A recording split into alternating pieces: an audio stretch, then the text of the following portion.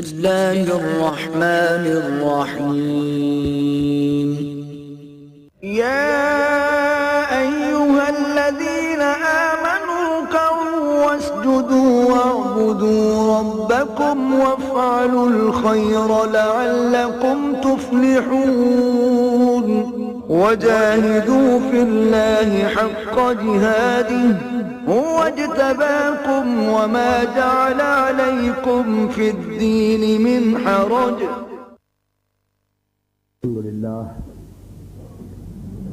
الحمد لله نحمده ونستعينه ونستغفره ونؤمن به ونتوكل عليه ونعوذ بالله من شرور أنفسنا ومن سيئات أعمالنا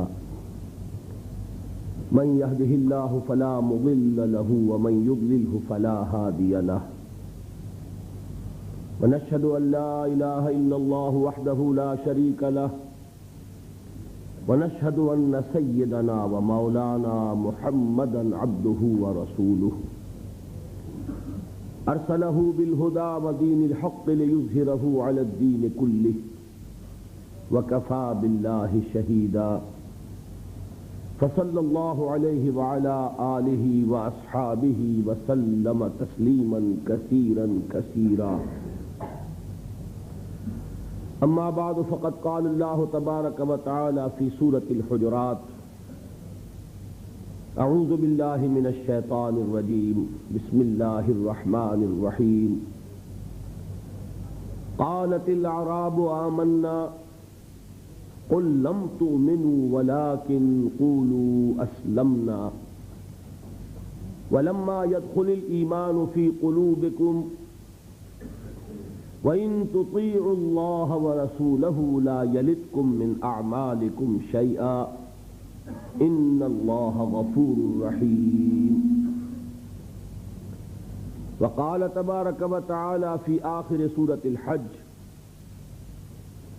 يا أيها الذين آمنوا اركعوا واسجدوا واعبدوا ربكم وافعلوا الخير لعلكم تفلحون وجاهدوا في الله حق جهاده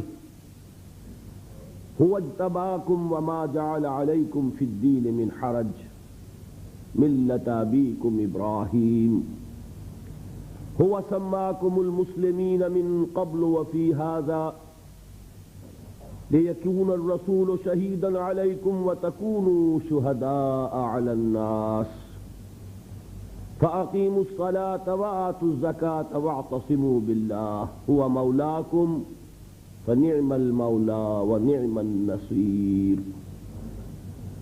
وقال عز وجل في أول سورة المؤمنون: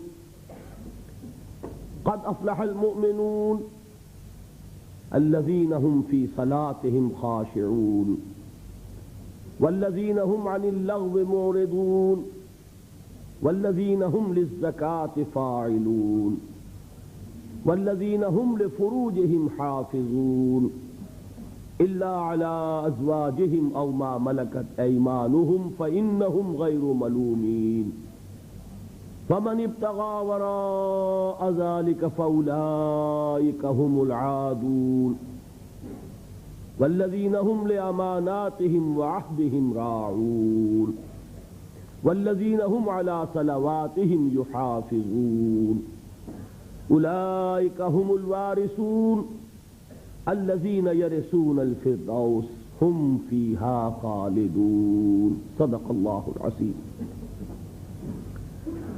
رب اشرح لي صدري ويسر لي أمري واحلل عقدة من لساني يفقهوا قولي. اللهم ربنا نور قلوبنا بالإيمان واشرح صدورنا للإسلام. اللهم وفقنا لما تحب وترضى. اللهم وفقنا أن نجاهد في سبيلك بأموالنا وأنفسنا. اللهم ارزقنا شهادة في سبيلك آمین یا رب العالمین. محترم صدر مجلس، معزز حاضرین اور محترم خواتین، یہ جو اجتماعات منعقد ہو رہے ہیں ان میں قرآن حکیم کا جو بیان ہو رہا ہے اس میں ایک معنوی تسلسل ہے. اس لیے پچھلے 3 دنوں میں جو باتیں سامنے آئی ہیں ان کے ساتھ اگر مضمون کا سرا آپ کے ذہن میں نہ جڑا تو وہ بات اپنا صحیح نتیجہ پیدا نہیں کر سکے گی. چند منٹ اس پر لگائیے. میں یہ سمجھتا ہوں کہ آپ میں سے اکثر حضرات پابندی کے ساتھ شرکت فرما رہے ہیں.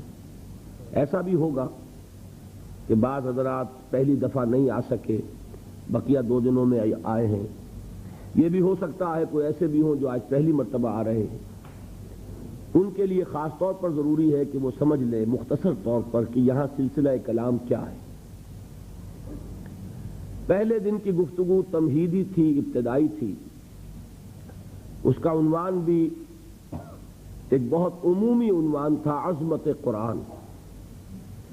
بہرحال اس کے ضمن میں جو بھی اللہ نے توفیق دی میں نے عرض کیا. دوسرے دن آپ کو یاد ہوگا کہ میں نے تعارف کرایا تھا. میں نے جو ایک تحریک قرآنی شروع کی اور جس میں کہ میں اپنی زندگی کے 20 برس کھپا چکا ہوں. اس کا آغاز سن 65 میں لاہور میں ہوا. یاد ہوگا کہ میں نے عرض کیا تھا کہ اس کے ضمن میں میں نے مطالعہ قرآن حکیم کے ایک منتخب نصاب کو ابتدائی ذریعہ بنایا ہے قرآن مجید سے لوگوں کو متعارف کرانے کے لیے. اگرچہ اصل قرآن وہ ہے مکمل قرآن، ترتیب بھی وہی ہے کہ جو مصحف کی ہے سورہ فاتحہ سے سورۃ الناس تک، لیکن اس پورے قرآن کو تسلسل کے ساتھ، غور اور فکر کے ساتھ پڑھنا، تدبر کے ساتھ پڑھنا جو ہمیں کرنا چاہیے، اس کے لیے ایک بڑی مضبوط قوت ارادی کی ضرورت ہے کہ پہلے ایک فیصلہ ہو چکا ہو، ایک ڈٹرمینیشن. اس ڈٹرمینیشن کے لیے، اس فیصلے کے لیے، اس عزم کے لیے، اس ارادے کے لیے میں نے مفید پایا اس کو کہ قرآن مجید کے اہم مضامین سے اگر تعارف کرا دیا جائے منتخب مقامات کے مطالعے سے، تو قرآن مجید کے اہم مضامین سے انسان متعارف ہوتا ہے اور اس سے اس میں ایک شوق پیدا ہوتا ہے، ذہنی مناسبت پیدا ہوتی ہے. اور پھر اللہ کا اگر فضل شامل حال ہو تو اس میں وہ ارادہ پیدا ہو جائے گا کہ وہ پورے قرآن حکیم پر اسی طرح تدبر کرتے ہوئے غور و فکر کرے. اس مطالعہ قرآن حکیم کے نصاب کا جو مرکزی خیال ہے وہ یہ کہ اولاً تو دین کی جامعیت سامنے آ جائے کہ ہمارا دین معروف معنی میں صرف مذہب نہیں ہے بلکہ دین ہے. اس میں مذہب والے حصے بھی ہیں. دیکھیے ذہن میں رکھیے لفظ مذہب پورے قرآن میں کہیں نہیں آیا اور آج ہماری زبانوں پر سب سے زیادہ یہی لفظ چڑھا ہوا ہے. ہمارا مذہب اسلام ہے، حالانکہ پورے قرآن میں یہ لفظ ہی نہیں. حدیث کا بھی جو ذخیرہ میرے مطالعے سے گزرا ہے، میں پورے حدیث کے ذخیرے کا میں دعویٰ نہیں کر سکتا، وہ بہت وسیع و عریض ذخیرہ ہے، لیکن جتنی بھی احادیث میری نگاہ سے گزری ہیں یہ لفظ مذہب کسی حدیث میں بھی نہیں. مذہب کا لفظ ہمارے ہاں سلف استعمال کرتے تھے محدود معنی میں، مذہب حنفی، مذہب شافعی، مذہب مالکی، مذہب اہل حدیث، یہ مذاہب ہیں. اسلام مذہب نہیں، اسلام دین ہے. ان الدین عند اللہ الاسلام. دین کہتے ہیں ایک مکمل نظام اطاعت کو، پوری زندگی پر حاوی، پوری زندگی پر مسلط، پوری انسانی زندگی کو اپنے حیطۂ اقتدار میں لینے والی چیز، جس کے لیے جدید اصطلاح کیا ہے؟ نظام. ہم کہتے ہیں نظام. یہ نظام بھی قرآن کا لفظ نہیں ہے، لیکن یہ کہ اگر دین کے مفہوم کو جدید کسی لفظ میں ادا کیا جائے تو وہ نظام ہوگا. دین کیا ہے؟ خدائی نظام ہے، اللہ کا عطا کردہ نظام زندگی ہے. اس میں انفرادی زندگی، اجتماعی زندگی، سیاسی معاملات، اقتصادی معاملات، سماجی نظام، آئلی نظام، قانون اور اس کے جملہ گوشے، فوجداری قانون، دیوانی قانون، قانون شہادت، قانون وراثت، ہر شے موجود ہے۔ زندگی کا کوئی گوشہ نہیں ہے جو دین کے اندر شامل نہ ہو۔ اتنی چھوٹی چھوٹی چیزیں بھی اس دین میں شامل ہیں، جس کے بارے میں ایک واقعہ ہے جس سے وضاحت ہو جائے گی کہ یہود نے مسلمانوں کو کچھ چڑھانا شروع کیا کہ ہم نے سنا ہے تمہارے نبی تمہیں بڑی چھوٹی چھوٹی باتوں کی تعلیم دیتے ہیں۔ تو کچھ صحابہ نے حضور سے عرض کیا کہ حضور یہ یہودی یہ کہتے ہیں۔ حضور نے فرمایا کہ تم انہیں جواب دو کہ ہاں، ہمارے نبی نے ہمیں استنجا کرنا بھی سکھایا ہے۔ ہمیں تو اس پر فخر ہے کہ انسان کے لیے طہارت اور پاکیزگی یہ بھی نہایت ضروری ہے، اور اس کی تعلیم بھی کون دے گا اگر نبی نہیں دے گا صلی اللہ علیہ وسلم۔ تو ہمارا دین تو وہاں سے لے کر نظام حکومت تک چوٹی کے جو معاملات ہوتے ہیں ان سب پر مشتمل ہے۔ پہلی بات تو یہ سامنے آنی چاہیے کہ اسلام صرف مذہب نہیں، دین ہے۔ میں 2 منٹ آپ کے اور لے لوں، اس کو بھی میں چاہتا ہوں جس طرح میں نے اور باتیں کل عرض کی ہیں، بالکل الجبرا کے فارمولوں کی طرح یاد کرنے کے لیے اسی طریقے سے ذہن نشین کیجئے۔ 3 جمع 3، 6 امور ہیں جو جمع ہو جائیں تو دین بنتا ہے، اور ان میں سے پہلی 3 چیزیں وہ ہیں کہ جمع ہو جائیں تو صرف مذہب بنتا ہے۔ عقائد، عبادات اور کچھ معاشرتی رسومات۔ معاشرتی رسومات کس کے بارے میں؟ پیدائش، شادی، موت۔ ان 3 چیزوں کو جمع کریں گے، عقائد، عبادات اور کچھ معاشرتی رسومات، یہ تینوں ہیں مذہب۔ دنیا میں مذہب کا تصور یہیں تک ہے۔ اس سے آگے 3 چیزیں کیا ہیں؟ معاشرتی نظام، اقتصادی نظام، سیاسی نظام۔ ان کو جمع کریں گے تو یہ بنے گا اجتماعی نظام، اور ان 6 کو جمع کر لیں گے تو یہ بنے گا دین۔ یہ 6 چیزیں مل کر دین اسلام کی تکمیل ہوتی ہے۔ اس میں عقائد بھی ہیں، عبادات بھی ہیں، رسومات بھی ہیں، پیدائش کے ساتھ عقیقہ ہے، موت کے ساتھ تجہیز و تکفین ہے، نہلانا ہے، نماز جنازہ ہے، تدفین ہے، شادی بیاہ کے لیے نکاح ہے، ایجاب و قبول ہے۔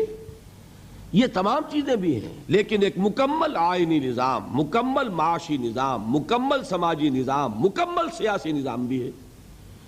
تو 3 جمع 3 جمع کیجئے تو یہ در حقیقت دین بنتا ہے۔ پہلی تو اصل میں ضرورت اس بات کی ہے کہ اسے خوب اچھی طرح ذہن نشین کر لیا جائے۔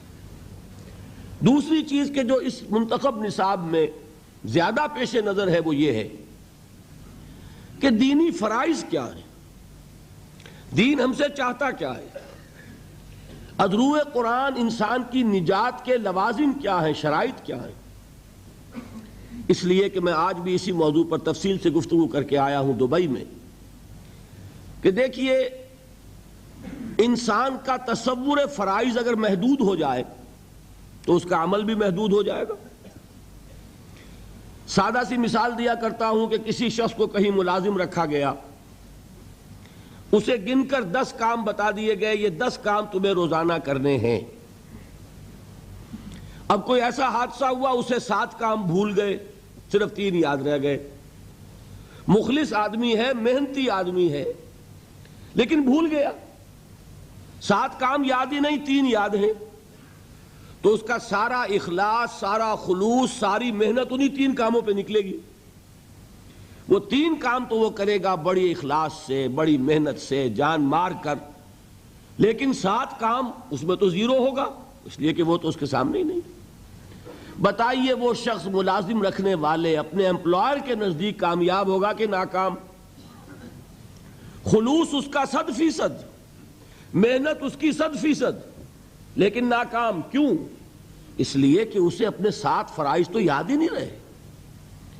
اب آپ سوچئے خدا نہ خواستہ کہیں اگر ایسا ہو کہ ہمیں دین کے بہت سے فرائض یاد ہی نہ ہو، تو جو تھوڑے سے یاد ہیں ان میں اپنا زور لگا رہے ہیں، خلوص سے کر رہے ہیں، تو اللہ تعالیٰ کے ہاں اندیشہ ہے کہ نہیں کہ ناکام قرار پائیں۔ اس لیے بڑی ضرورت ہے کہ دین کے فرائض کیا ہیں، دین ہم سے چاہتا کیا ہے، اس کا تصور واضح ہونا چاہیے۔ اس کے لیے جو میں نے منتخب نصاب مرتب کیا، اس کی جو پہلی صورت ہے اس کا نقطہ آغاز ہے سورۃ العصر، لہذا دوسرے روز تقریر جو ہوئی میری وہ سورۃ العصر پر ہوئی، راہ نجات۔ اس میں بھی میں نے مجموعی طور پر بطریق تذکر جو اس سے مجموعی نتیجے نکلتے تھے ایک دن میں وہ بیان کیے۔ میں نے کیا باتیں عرض کی تھی؟ 4 × 4 8 باتیں۔ یہ سورت قرآن مجید کی اولین صورتوں میں سے ایک ہے، یہ سورت قرآن مجید کی مختصر ترین صورتوں میں سے ایک ہے، یہ قرآن مجید کی ادبیت اور فصاحت اور بلاغت میں خاص طور پر سہل ممتنع کی حیثیت سے بہت اونچے مقام پر ہے، اور ان 4 باتوں میں اہم ترین یہ کہ یہ قرآن مجید کی جامع ترین صورت ہے۔ اس لیے میں نے صحابہ کرام کا عمل بتایا کہ 2 صحابی جب آپس میں ان کی ملاقات ہوتی تھی ایک دوسرے سے جدا نہیں ہوتے تھے جب تک ایک دوسرے کو سورۃ العصر سنا نہ لیں، پھر ایک دوسرے کو سلام کرتے تھے، علیحدہ ہوتے تھے۔ کان الرجلان من اصحاب النبی صلی اللہ علیہ وسلم اذا التقیا لم يتفرقا حتى يقرأ احدهما على الاخر سورۃ العصر ثم يسلم احدهما على الاخر۔ میں نے آپ کو امام شافعی کے اقوال سنائے، لو تدبر الناس هذه السورۃ لوسعتهم، اگر لوگ صرف اس ایک سورت پر غور کریں، تدبر کریں تو یہ ان کے لیے کافی ہو جائے۔ لو لم ينزل من القرآن سواها لکفت الناس، اگر قرآن میں سے سوائے اس ایک سورت کے کچھ نازل نہ ہوتا تو یہ بھی لوگوں کے لیے کافی تھی، اتنی جامع سورت ہے۔ 4 باتیں اور کیا بتائیں کہ سورۃ العصر کو ایک جملے کی شکل میں اپنے ذہن پر لکھ لیجئے، اللہ تعالی ہمارے لوح ذہن پر بھی کندہ کر دے، لوح قلب کے اوپر بھی اسے نقش کر دے۔ والعصر ان الانسان لفی خسر الا الذین آمنوا وعملوا الصالحات وتواصوا بالحق وتواصوا بالصبر۔ زمانے کی قسم ہے یا زمانہ گواہ ہے، تمام انسان خسارے میں ہیں، گھاٹے میں ہیں، ٹوٹے میں ہیں، سوائے ان کے جو ایمان لائے اور انہوں نے نیک عمل کیے اور انہوں نے ایک دوسرے کو حق کی وصیت کی اور انہوں نے ایک دوسرے کو صبر کی تاکید کی۔ اس سے نتائج کیا نکالے؟ میں نے 4۔ اس صورت نے ہمارے سامنے کامیابی اور ناکامی کا ایک معیار رکھ دیا ہے۔ کامیابی دولت سے نہیں، کامیابی جائیداد سے نہیں، کامیابی شہرت سے نہیں، کامیابی قوت اور اقتدار سے نہیں، کامیابی ان 4 چیزوں سے نہیں، کامیابی ایمان سے ہے، عمل صالح سے ہے، تواصی بالحق سے ہے، تواصی بالصبر سے ہے۔ نمبر 1۔ نمبر 2، یہ کامیابی کے اونچے معیار کا ذکر نہیں ہے، ناکامی سے بچنے کی شرائط کا ذکر ہے، اس لیے کہ فرمایا گیا اگر یہ نہیں ہے تو پھر خسارہ ہے۔ میں نے ایچسن کالج کا حوالہ دیا تھا کہ وہاں بچوں کو ہائی اسکول کے میں نے سمجھانے کے لیے الفاظ کیا استعمال کیے، یہ فرسٹ ڈویژن کا ذکر نہیں ہے، یہ تو پاس مارکس کا ذکر ہے۔ 33% نہیں آئیں گے تو فیل ہو جاؤ گے، ہاں 60% لے لو گے تو فرسٹ ڈویژن ملے گی۔ تو یہاں بات کیا ہو رہی ہے؟ 33% کی ہے کہ یہ کم سے کم لوازم ہے نجات کے، اگر یہ نہیں ہے تو نجات نہیں۔ نمبر 3، جب 4 چیزیں اللہ تعالیٰ بیان فرما رہا ہے نجات کی شرائط، تو کسی کو اختیار نہیں کہ ان میں سے ایک کو بھی کم کر دے۔ نبی اکرم صلی اللہ علیہ وسلم کا قول میں نے آپ کو سنایا، ان سے مطالبہ کیا گیا کہ کچھ کمی کر دیجئے، قرآن میں کچھ تبدیلی کر دیجئے۔ کیا فرمایا؟ کیا حکم دیا گیا؟ قل ما یکون لی ان ابدلہ من تلقاء نفسی ان اتبع الا ما یوحی الی، میں اس میں کوئی ترمیم نہیں کر سکتا، میں تو خود پابند ہوں اس کا جو مجھ پر وحی کیا جا رہا ہے۔ معلوم ہوا 4 چیزیں لازم ہیں، ان میں سے کسی ایک کو بھی آپ ساقط کر دیں گے تو ذمہ داری اب آپ کی ہے، اللہ کا ذمہ ختم ہوا۔ اللہ نے نجات کا وعدہ کیا 4 شرطوں کے ساتھ. آپ کوئی ایک کم کر دیجئے، اب اللہ کا وعدہ نہیں رہا. اب کیا ہو جائے گا اگر قرآن مجید کی اصطلاح لیں گے؟ تلک امانیہم، اب یہ ان کی نیک خواہشات ہیں. نیک خواہشات سے بھی اصل مفہوم نہیں سمجھیں گے. انگریزی کا لفظ ہے وشفل تھنکنگ. آپ اپنی خواہشات کو خیالات کا جامہ پہنا دیتے ہیں. یہ ہماری خواہشات ہیں جو اپنے نظریات کی شکل اختیار کر لیتی ہیں. اللہ تعالیٰ کے ہاں تو نجات کے لیے 4 شرطیں ہیں. دلیل میں نے کیا دی تھی؟ وربیٹم، لفظ بلفظ میں نے نقل کیا. کس کا قول؟ امام رازی رحمت اللہ علیہ کا. فی ہذہ الآیت وعید شدید، اس آیت میں بڑی شدید وعید ہے. لأن اللہ تعالی حکم بالخسار علی جمیع الناس، اس لیے کہ اللہ تعالیٰ نے تو تمام انسانوں کے بارے میں خسارے کا، گھاٹے کا، ناکامی کا فیصلہ کر دیا. الا من کان آتیا بہذہ الاشیاء الاربعۃ، سوائے ان کے جو یہ 4 شرطیں پوری کریں. وہی الایمان والعمل الصالح والتواصی بالحق والتواصی بالصبر. فدل ذلک، اس سے یہ ہمیں رہنمائی ملی، یہ دلیل ہے اس بات کے لیے ان النجات معلقۃ بمجموع هذه الاشیاء، کہ نجات کا دار و مدار ان 4 چیزوں کے مجموعے پر ہے. بتائیے اب اس کے بعد بھی کوئی اور دلیل ضروری ہے؟ یہاں ایک بات مجھے بعد میں یاد آئی تھی کہ بیان ہونے سے رہ گئی تھی. وہ 4تھی بات نوٹ کر لیجئے. یہ 4 چیزیں لازم و ملزوم ہیں. اصل میں یہ 4 نہیں ہیں، یہ آپ کہہ سکتے ہیں کہ ایک ہی چیز ہے. ایمان صحیح ہوگا، عمل لازماً درست ہوگا. وہ ایمان ہی کیا ہوا جو عمل کو درست نہ کرے؟ اپنا عمل صحیح ہوگا تو آدمی کسی دوسرے کو بھی غلط کام کرتے ہوئے نہیں دیکھ سکتا. وہ غلطی کو برداشت کرتا ہے تبھی جب کہ اس کے اپنے اندر پانی مر رہا ہو. کہیں اپنے دل میں چور ہوگا تو وہ کسی غلط بات کو برداشت کرے گا، ورنہ جو انسان خود صحیح ہوگا وہ غلطی کو کبھی برداشت نہیں کرے گا. وہ حق کا علمبردار بن جائے گا، پرچارک بنے گا. اور اگر کوئی صاحب سیرت و کردار آدمی ہے تو پھر اس راستے میں جو تکلیف آئے گی پھر پیٹھ نہیں دکھائے گا، جمے گا. ہر چہ باد آباد ما کشتی درا بنداختے. تو یہ 4 چیزیں ہیں ہی نہیں، یہ تو کھول کر اللہ نے بتا دیا ہے. حقیقت میں شے ایک ہی ہے. میں اس کی ایک سادہ مثال اور دیا کرتا ہوں.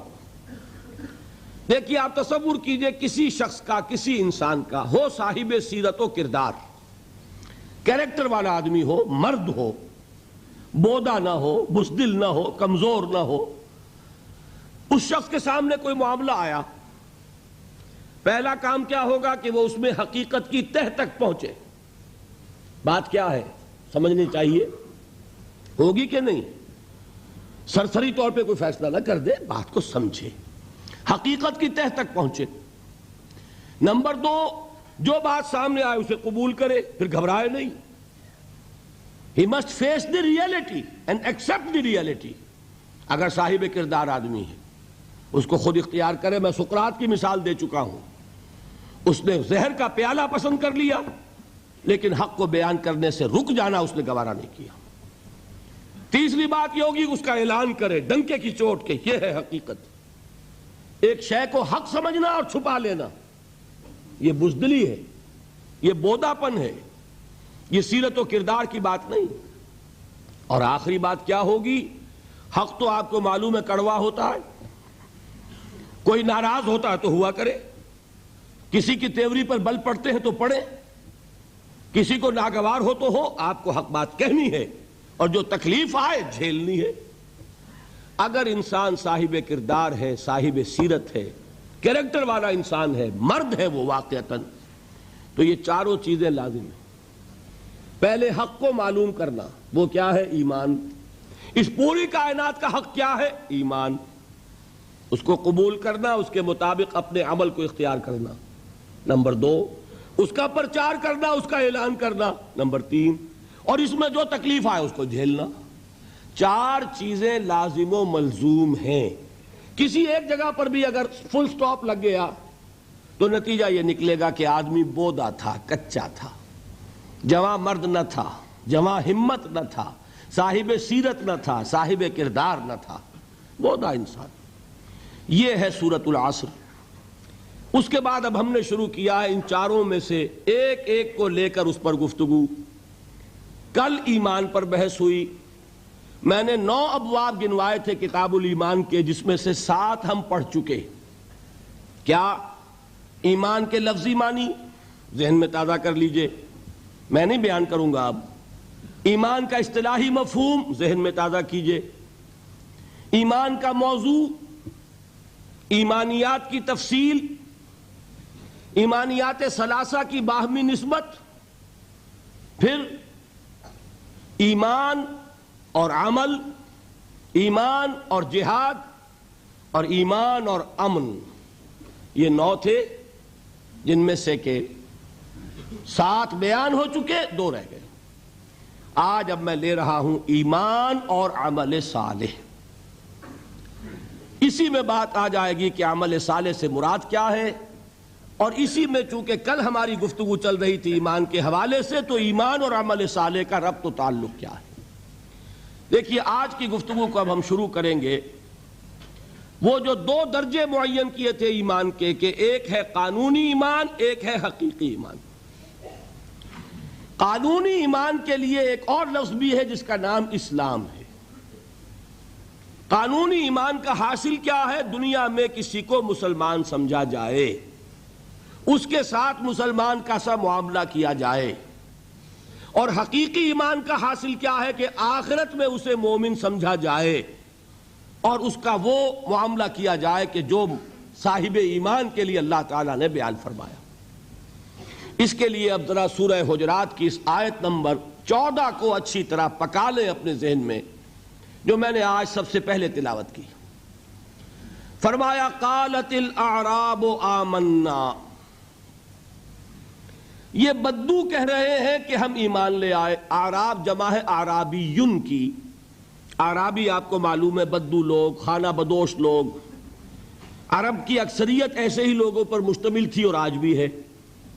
یہ تو شہر اب بن رہے ہیں، بہت بڑا شہر آپ نے بنا لیا ابو ظبی اور دبئی، ورنہ یہاں کیا تھا؟ خانہ بدوش قبائل.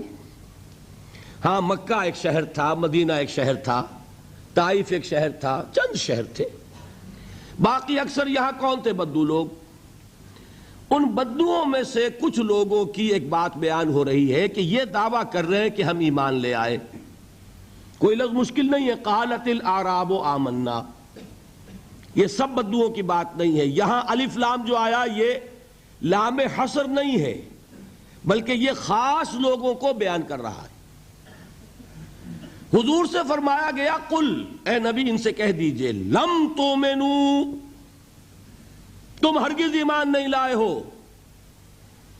ذرا غور کر لیجئے گا. اتنا تو میں سمجھتا ہوں کہ شد بد کا معاملہ آپ کا یہاں ہوگا عربی کا، کہ عربی میں کہنا ہو کہ تم ایمان نہیں لائے تو اس کا عام اسلوب کیا ہوگا؟ ما آمنتم، فعل ماضی پر ما لگے گا. لیکن جب اس میں زور دینا ہو ہرگز ایمان نہیں لائے تو کہا جائے گا فعل مضارع پر لم داخل کر کے ادھر سے نون گرے گا، مضارع ہو جائے گا خفیف. لم تؤمنوا، تم ہرگز ایمان نہیں لائے ہو. اچھا ایمان نہیں لائے تو کیا کافر ہو؟ نہیں، یہ بھی نہیں. ولیکن قولوا اسلمنا، بلکہ یوں کہو، لیکن وہی ہے جو ہم لیکن کہتے، لیکن وہیں سے آیا ہے. عربی میں لیکن ہے. لیکن قولوا، کہو، اسلمنا، ہم اسلام لے آئے. بتائیے بات واضح ہو گئی. اسلام اور ہے، ایمان اور ہے. ایک گروہ ہے جس کے ایمان کی نفی کلی، ہرگز ایمان نہیں لائے، لیکن ان کا اسلام تسلیم ہے، قبول ہے. تم یہ کہہ سکتے ہو کہ ہم اسلام لے آئے، ہم نے اطاعت قبول کر لی. لیکن ہو سکتا ہے، اللہ تعالیٰ کا علم کامل ہے نا، وہ جانتا ہے بڑے بڑے منطقی اور بڑے بڑے ذہین لوگ ہیں، کوئی نہ کوئی راستہ نکال لیں گے. مزید راستہ بند کرنے کے لیے فرمایا وَلَمَّا يَدْخُلِ الْإِيمَانُ فِي قُلُوبِكُمْ، ابھی تک ایمان تمہارے دلوں میں داخل نہیں ہوا. اب بات واضح ہو گئی، کوئی اب امکان نہیں رہا. بات واضح ہو گئی کہ ایمان تمہاری زبان پر تو آ گیا ہے، اقرار باللسان تو ہو گیا، at the tip of your tongues تم نے کہہ دیا نشہد ان لا الہ الا اللہ ونشہد ان محمد رسول اللہ، زبان سے تم نے کہہ دیا آمنت باللہ وملائکتہ وکتبہ ورسلہ والیوم الآخر والقدر خیرہ وشرہ من اللہ تعالی والبعث بعد الموت، زبان سے تم نے کہہ دیا آمنت باللہ کما ہوا باسمائہ وصفاتہ وقبلت جمیع احکامہ، اقرار باللسان وتصدیق بالقلب، لیکن یہ سب کچھ زبان سے ہی کہا ہے نا، ابھی دلوں میں یہ بات داخل نہیں ہوئی۔ بات سمجھ میں آئی؟ معلوم ہوا کہ جب تک دل میں داخل نہ ہو مومن نہیں کہہ سکتے۔ ہاں مسلم کا تمہیں تسلیم کر لیا جائے گا، مسلمان مان لیا جائے گا، تم اسلام کا دعویٰ کر سکتے ہو، ایمان کا دعویٰ نہیں کر سکتے۔ ایمان کا دعویٰ حقیقتاً اس وقت ہوگا جبکہ وہ ایمان تمہارے دلوں میں داخل ہو جائے، جاگزیں ہو جائے، راسخ ہو جائے۔ اب دیکھیے کسی بھی چیز کو بیان کرنے کا ایک مثبت اسلوب ہوتا ہے، ایک منفی۔ یہ منفی اسلوب ہے، ایمان تمہارے دلوں میں داخل نہیں ہوا۔ مثبت اسلوب کیا ہے؟ وہ صحابہ کرام کے بارے میں فرمایا وَلَٰكِنَّ اللَّهَ حَبَّبَ إِلَيْكُمُ الْإِيمَانَ وَزَيَّنَهُ فِي قُلُوبِكُمْ، یہ اسی سورہ حجرات میں ہے۔ اے محمد کے ساتھیو، اے محمد کے صحابہ رضی اللہ تعالی عنہم اجمعین وصلی اللہ علیہ وسلم، اللہ نے تو تمہارے نزدیک ایمان کو نہایت محبوب بنا دیا ہے اور اسے تمہارے دلوں میں کھبا دیا ہے۔ تو صحابہ کا ایمان کیا تھا؟ وہ ایمان صرف زبانی اقرار نہیں تھا بلکہ دلوں میں کھب گیا تھا۔ اور کچھ لوگ ایسے تھے جن کے بارے میں یہاں گفتگو ہو رہی ہے کہ ان کی زبانوں پر تو تھا، دلوں میں ابھی داخل نہیں ہوا تھا۔ ان سے کہا گیا اپنے آپ کو مسلمان کہہ سکتے ہو، مومن نہیں۔ اب یہاں سے بات سمجھ لیجئے، یہ میں نے کل آپ کو بتا دیا تھا ایمان کے 2 درجے، اس آیت کے حوالے سے اب اس کو اچھی طرح ذہن نشین آپ نے کر لیا۔ اب آئیے بحث عمل کی، اور میں یہاں آپ کے سامنے ایک بات رکھنا چاہتا ہوں، شاید آپ چونکیں بھی، پریشان بھی ہو جائیں، لیکن انشاءاللہ وہ پریشانی جلدی رفع بھی ہو جائے گی۔ دیکھیے ہمارے جو اسلاف ہیں، صحابہ کرام کے بعد ائمہ، یہ ہمارے اسلاف میں چوٹی میں ہیں۔ ان اسلاف میں، ان ائمہ میں 2 بنیادی قسمیں ہیں، ایک محدثین اور ایک فقہاء۔ محدثین ان کا کام کیا تھا؟ قرآن تو اللہ نے خود جمع کر دیا تھا، میں پہلے دن بیان کر چکا ہوں حضور کے سیرہ مبارک میں۔ حضور نے صحابہ کو اسی ترتیب سے قرآن پڑھا دیا اور سینکڑوں صحابہ نے یاد کر لیا۔ پھر جو کمی اگر رہ گئی تھی کتابی شکل میں حضرت ابو بکر لے آئے، پھر اگر اس میں کوئی فرق پڑ رہا تھا پڑھنے کے انداز میں تو ایک کتابت کے اوپر جمع کر دیا حضرت عثمان نے۔ بات ختم ہو گئی۔ خلافت راشدہ میں قرآن کا معاملہ تو محفوظیت کی آخری درجے کو پہنچ گیا۔ اب اصل مرحلہ کیا تھا؟ حضور کے اقوال مبارک کو جمع کرنا، ان کو بھی تو سمیٹنا ہے نا۔ صحابہ ہیں، منتشر ہو گئے ہیں، کوئی صحابی کوفے چلے گئے، کوئی صحابی دمشق چلے گئے، کوئی کہیں چلے گئے، کوئی کہیں چلے گئے۔ میزبان رسول جو ہے وہ دفن ہے قسطنطنیہ کی فصیل کے باہر، حضرت ابو ایوب انصاری رضی اللہ تعالی عنہ۔ اب ان سب کے پاس، کسی کے پاس اتنی احادیث، کسی کے پاس اتنی احادیث، ان کو جمع کرنے کا کام، پھر چھان پھٹک کرنے کا کام، پھر مرتب کرنے کا کام یہ کس نے کیا؟ محدثین کرام نے۔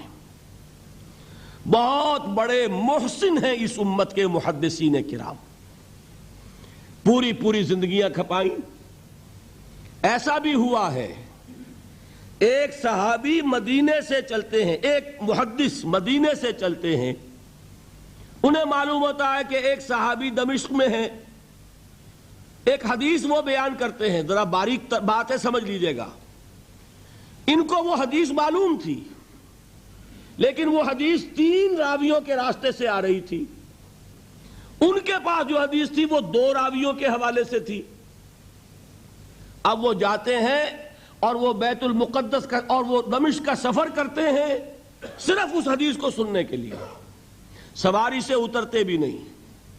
میں نے سنا ہے آپ حضور کی یہ حدیث بیان کرتے ہیں. جی ہاں، ذرا مجھے سنا دیجئے. سنا دیا. ویسے ہی اپنے اونٹ کی جو ہے گردن موڑ لی کہ واپس. بھائی اترو، ٹھہرو، قیام کرو. نہیں، میں صرف ایک حدیث رسول تم سے سننے کے لیے آیا تھا. میں اپنے اس سفر میں کوئی اور مقصد جمع نہیں کرنا چاہتا. یہ کام کیا محدثین نے. بہرحال میں اس وقت جمع و تدوین حدیث کے موضوع پر میری گفتگو نہیں ہے، لیکن چونکہ ہمارے اس جدید دور کے فتنوں میں ایک فتنہ ہے انکار حدیث کا. لوگ سمجھتے ہیں جیسے کہ ڈرائنگ رومز میں بیٹھے ہوئے آرام سے کتابیں پڑھتے ہیں، شاید ایسے ہی محدثین کا کام تھا. انہوں نے جس طرح زندگیاں لگائی ہیں اور جس طریقے سے حدیث کو جمع کرنے کے لیے مشقتیں جھیلی ہیں، اس کا آج ہم تصور نہیں کر سکتے. اچھا، وہ تو محدثین کرام ہیں. ان میں بھی اب ایک کا نام نوٹ کر لیجئے. چوٹی پہ کون ہے؟ امام بخاری، امام مسلم، امام ترمذی، امام احمد ابن حنبل، امام ابن ماجہ، امام ابو داؤد، سب ہیں. لیکن چوٹی پر رئیس المحدثین کون ہے؟ امام بخاری. اچھا، اب تیسرا طبقہ ہے ہمارے ہاں، دوسرا، وہ ہے فقہا. قرآن بھی جمع ہو گیا، حدیث بھی آ گئی. اب اس سے احکام نکالنے بھی تو ہے نا، استدلال کرنا ہے، حدیثوں کو جوڑنا ہے، قرآن کے ساتھ ان کا ربط تلاش کرنا ہے، اور پھر کوئی حکم تلاش کرنا ہے، اجتہاد کرنا ہے. یہ کام جنہوں نے کیا انہیں ہم کیا کہتے ہیں؟ فقہائے کرام. اور ان میں بہرحال جو لوگ یہاں جمع ہیں، مجھے یقین ہے کہ وہ اس بات کو تسلیم کرتے ہوں گے کہ ان میں چوٹی پر ہیں امام ابو حنیفہ رحمۃ اللہ علیہ، امام اعظم. ٹھیک ہے، کسی کی رائے ذرا مختلف بھی ہو سکتی ہے. کوئی شافعی مسلک کا ہے تو امام شافعی کو بہرحال وہ اونچا درجہ دے گا. مالکی مسلک کا ہے تو امام مالک سے اسے زیادہ نسبت ہے. لیکن واقعہ یہ ہے، پوری دنیا نے تسلیم کیا ہے کہ قانون کا جتنا سینس امام ابو حنیفہ کو ہے. قانون ایک علیحدہ شے ہے، اخلاقیات علیحدہ چیز ہیں. ایک شے کا اخلاقی تقاضا کچھ اور ہے، قانونی تقاضا کچھ اور ہے. آپ کو کسی نے تھپڑ مارا، اخلاقی تقاضا کیا ہے؟ معاف کر دو بھائی. اور قانونی تقاضا کیا ہے؟ جوابی تھپڑ رسید کرو. اس لیے کہ اگر یہ نہیں کرو گے تو اس کی ہمت افزائی ہوگی، یہ کسی اور کو بھی تھپڑ مارے گا. قانون کا تقاضا یہ ہے، السن بالسن، دانت کا بدلہ دانت، والأذن بالأذن، کان کا بدلہ کان. قانون یہ ہے. اور اخلاق کا تقاضا کیا ہے؟ وَإِن تَعْفُوا وَتَصْفَحُوا وَتَغْفِرُوا، اگر تم بخش دو، معاف کر دیا کرو، لوگوں سے درگزر کیا کرو. فَإِنَّ اللَّهَ غَفُورٌ الرَّحِيمٌ، تو اللہ بھی تو غفور الرحیم ہے. تقاضے متضاد ہو گئے کہ نہیں؟ کسی معاملے کے اخلاقی پہلو پر نظر رکھنا یہ اور مزاج ہوگا، اور کسی معاملے کے قانونی پہلو کی گہرائی میں اترنا یہ اور مزاج ہے. میں اپنا احساس عرض کر رہا ہوں، اور دنیا میں جو بات مانی گئی ہے کہ جس کا نام لیگل سینس ہے، قانون کا ایک فہم، اس میں دنیا کا کوئی شخص مقابلہ نہیں کر سکتا امام ابو حنیفہ کا. آپ صحابہ کو ان سے مستثنیٰ کر دیجئے، ظاہر بات ہے انبیاء اور رسولوں کا معاملہ نہیں ہے، تو باقی انسانی نوع انسانی کے اندر امام ابو حنیفہ کا پلے کا کوئی شخص، ان کے برابر کا کوئی شخص قانون کا فہم رکھنے والا آج تک پیدا نہیں ہوا. تو سید الفقہاء کون ہوئے؟ امام ابو حنیفہ. اور رئیس المحدثین کون ہے؟ امام بخاری. یہ ساری جو میں نے اس وقت آپ کو تمہید بیان کی، وہ اس مسئلے کے لیے پریشان کن مسئلہ یہ ہے کہ امام ابو حنیفہ کی طرف یہ بات منسوب ہے کہ وہ یہ فرماتے ہیں الایمان قول، ایمان نام ہے صرف قول کا، عمل اس میں زیر بحث نہیں آتا. ولا یزید ولا ینقص، وہ ایمان نہ گھٹتا ہے نہ بڑھتا ہے. ایک سٹیٹمنٹ سمجھ میں آ گیا نا؟ اب دوسرا سٹیٹمنٹ سنیے، وہ ہے امام بخاری کا، رئیس المحدثین کا، الایمان قول وعمل۔ ایمان نام ہے قول اور عمل کے مجموعے کا، قول اور عمل دونوں چیزیں ایمان میں شامل، وَيَزِيدُ وَيَنْقُصُ، وہ گھٹتا بھی ہے بڑھتا بھی ہے۔ ایک مسلمان کو پریشان ہو جانا چاہیے کہ نہیں؟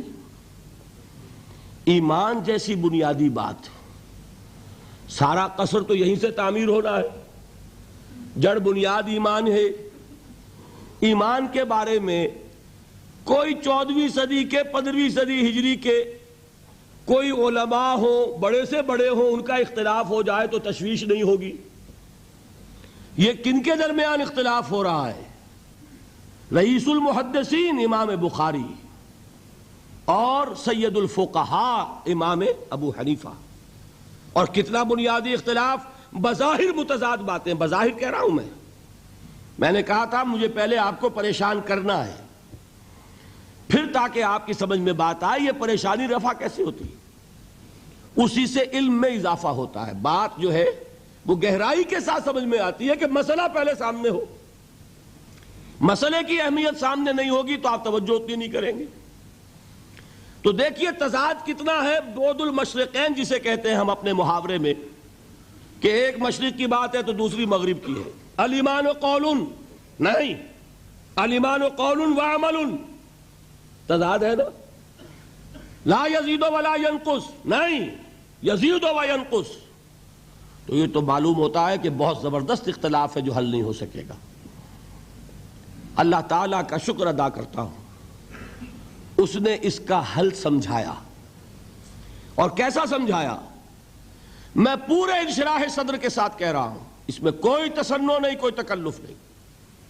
میرے نزدیک دونوں باتیں 100% درست ہیں۔ یہ نہیں کہ 50% یہ درست 50% وہ درست، نہیں، یہ بھی 100% درست، یہ بھی 100% درست۔ فرق کیا ہے؟ محل مختلف ہے۔ امام ابو حنیفہ قانونی ایمان کی بات کر رہے ہیں اور امام بخاری حقیقی ایمان کی بات کر رہے ہیں۔ قانونی ایمان کے اعتبار سے 100% درست ہے یہ بات کہ وہ صرف قول ہے، عمل نہیں، زیر بحث آئے گا۔ ایک شخص نماز نہیں پڑھتا کافر نہیں ہے، نماز کا منکر ہو جائے کافر۔ زکوٰۃ نہیں دیتا فاسق ہے، فاجر ہے، کافر نہیں ہے۔ زکوٰۃ کہہ دے کہ ہے ہی نہیں دین میں، کافر۔ فرشتہ کس نے دیکھا کیا پتا کیسا ہوتا ہے؟ حضور نے بھی اصل فرشتہ اپنی اصل ملکی شکل میں صرف 2 دفعہ دیکھا ہے، ورنہ تو انسانی شکل میں آتا تھا یا نظر ہی نہیں آتا تھا۔ 2 باتیں تھیں، وہی ہو جاتی تھی، نظر کوئی نہیں آتا تھا، یا انسانی شکل میں نظر آیا۔ اصل ملکی شکل میں حضرت جبرائیل کو 2 مرتبہ دیکھا۔ وَلَقَدْ رَآهُ بِالْأُفُقِ الْمُبِينِ وَلَقَدْ رَآهُ نَزْلَةً أُخْرَى عِنْدَ سِدْرَةِ الْمُنْتَهَى، ایک مرتبہ افق مبین پر دیکھا، ایک مرتبہ سدرۃ المنتہا کے پاس جبرائیل اپنی اصل شکل میں ظاہر ہوئے۔ اب ظاہر بات ہے ہم نے تو نہیں دیکھا نا، لیکن ہم مانتے ہیں جبرائیل کو، مانتے ہیں فرشتوں کو، نہیں مانیں گے کافر ہو جائیں گے۔ تو معلوم ہوا کہ قانونی ایمان جس پر دار و مدار ہے کفر اور اسلام کا، اس کا کل دار و مدار صرف قول پر ہے، ماننے پر ہے، اقرار باللسان پر ہے۔ یہ بات آپ نے سنی ہوگی، امام ابو حنیفہ کا قول ہے 100% درست کہ گناہ کبیرہ سے بھی انسان کافر نہیں ہوتا۔ کبیرہ گناہ ہے، شراب پی ہے، کافر نہیں ہے، حد لگا دو۔ حضرت عمر نے اپنے بیٹے پر حد جاری کی، ایک مرتبہ مصر میں حد جاری ہو چکی تھی، لیکن حضرت عمر کو احساس ہوا کہ وہاں شاید رعایت کی گئی ہوگی خلیفہ کے بیٹے پر حد جاری کرنے میں، لہذا پھر بلایا اپنے پاس اور دوبارہ حد جاری کی۔ حد جاری کرو لیکن کافر نہیں ہوگا۔ اگر کسی سے زنا ہو گیا ہے، میں آپ کو واقعہ سنا چکا، غامدی خاتون، حد جاری ہو جائے گی لیکن یہ کہ اس کو کافر نہیں کہہ سکتے. کافر کیا کہیں گے؟ میں تو سنا چکا آپ کو کہ ذرا کسی نے کہہ دیا بے حیا عورت تھی تو حضور نے کیسی ڈانٹ پلائی ہے، کتنا اس کا رتبہ بیان کیا ہے. اس نے تو وہ توبہ کی ہے کہ مگر مدینے کی پوری آبادی پر اس کو تقسیم کر دیا جائے تو سب کی نجات کے لیے کافی ہو جائے. معلوم ہوا تکفیر اور ہے اور کسی کا فاسق و فاجر ہونا اور ہے. اس میں حد فاصل انسان کا اقرار ہے. البتہ حقیقی ایمان، اب یہاں زمین و آسمان کا فرق آ جائے گا. ایمان دل میں اتر جائے تو کون نہیں جانتا کہ دل میں جو بات اتر جائے وہ عمل پر ضرور اثر انداز ہوتی ہے. یہ بات سیدھی سی ہے. دل میں یقین ہو عمل اس کے مطابق ہوگا. 2 اور 2 4 کی طرح مثالیں دے دوں آپ کو. آپ کو یقین ہے آگ جلاتی ہے، آپ ہاتھ ڈالتے ہیں اس میں؟ کیوں؟ یقین ہے کہ جلاتی ہے، لہذا کوئی شخص ہاتھ نہیں ڈالے گا. غلطی سے پڑ جائے تو پڑ جائے، جان بوجھ کے کون ڈالے گا؟ اچھا میں بلکہ یہاں تک کہا کرتا ہوں کہ یقین تو بڑی دور کی شے ہے. گمان بھی ہو، گمان، اس کا نتیجہ بھی عمل میں نکل آتا ہے. کون شخص نہیں جانتا کہ سارے سانپ زہریلے نہیں ہوتے؟ معلوم ہے نا. لیکن جو سانپ ہے پتہ نہیں کم بخت یہ زہریلا ہو، ہے کہ نہیں؟ یقین نہیں ہے کہ یہ زہریلا ہے. ہو سکتا ہے کہ زہریلا ہو، صرف زن ہے نا، آپ قریب پھٹکتے ہیں اس کے. معلوم ہوا کہ یقین تو بڑی شے ہے. وہ تو میں نے اقبال کے آپ کو شعر سنایا بارہا، یقین پیدا کرے ناداں یقین سے ہاتھ آتی ہے، وہ درویشی کے جس کے سامنے جھکتی ہے فغفوری. یہ اولیاء اللہ کون تھے؟ صاحب یقین ہی تو تھے، اور کون تھے؟ جن کے سامنے بادشاہ جھکتے تھے. شیخ عبد القدوس گنگوہی رحمت اللہ علیہ کس زمانے میں تھے؟ یہ ابراہیم لودھی اور اکبر کا زمانہ، بابر کا زمانہ، جب جنگ ہوئی ان کے مابین. ابراہیم لودھی چل کر آیا ہے کہ بابر آ گیا ہے، میں جا رہا ہوں مقابلے کے لیے، پانی پت کی پہلی جنگ ہونے والی ہے، میرے لیے دعا کر دیجئے. فرماتے ہیں ذرا ہٹ جاؤ، ہماری دھوپ چھوڑ دو. دعا نہیں کی اور وہ شکست اس نے کھائی، مارا گیا. ان سے بھی پہلے کی بات ہے، نظام الدین اولیاء رحمت اللہ علیہ 7 بادشاہوں کا زمانہ دیکھا ہے. کسی بادشاہ سے ملنے کا تو خیر سوال ہی نہیں، اس کے پاس جانے کا سوال نہیں، کسی کو اجازت نہیں دی حاضر ہونے کی. ایک بادشاہ نے کہا کہ آپ کیسے روک سکتے ہیں، میں آ جاؤں گا. تو جواب یہ لکھوایا ہے کہ درویش نے اپنے گھر کے 2 دروازے رکھے ہوئے ہیں، بادشاہ ایک دروازے سے داخل ہوگا، درویش دوسرے سے نکل جائے گا. بادشاہ چاہتا ہے اذن باریابی. اور سلطان الہند پھر کون ہوا؟ سلطان الہند تو پھر نظام الدین اولیاء ہوئے، جس کی قدم بوسی کے لیے بادشاہ آنا چاہتا ہے اور وہ اجازت نہیں دے رہے. اس لیے ان کا نام ہے سلطان الہند، حضرت نظام الدین اولیاء رحمت اللہ علیہ. تو یہ جان لیجئے. ایک اور کا واقعہ ابو علی قلندر کا. نواب ٹونک نے جاگیر کے لیے ایک وثیقہ بھیج دیا، ہم نے آپ کی خانقاہ کے لیے اتنے گاؤں کی جاگیر لکھ دی.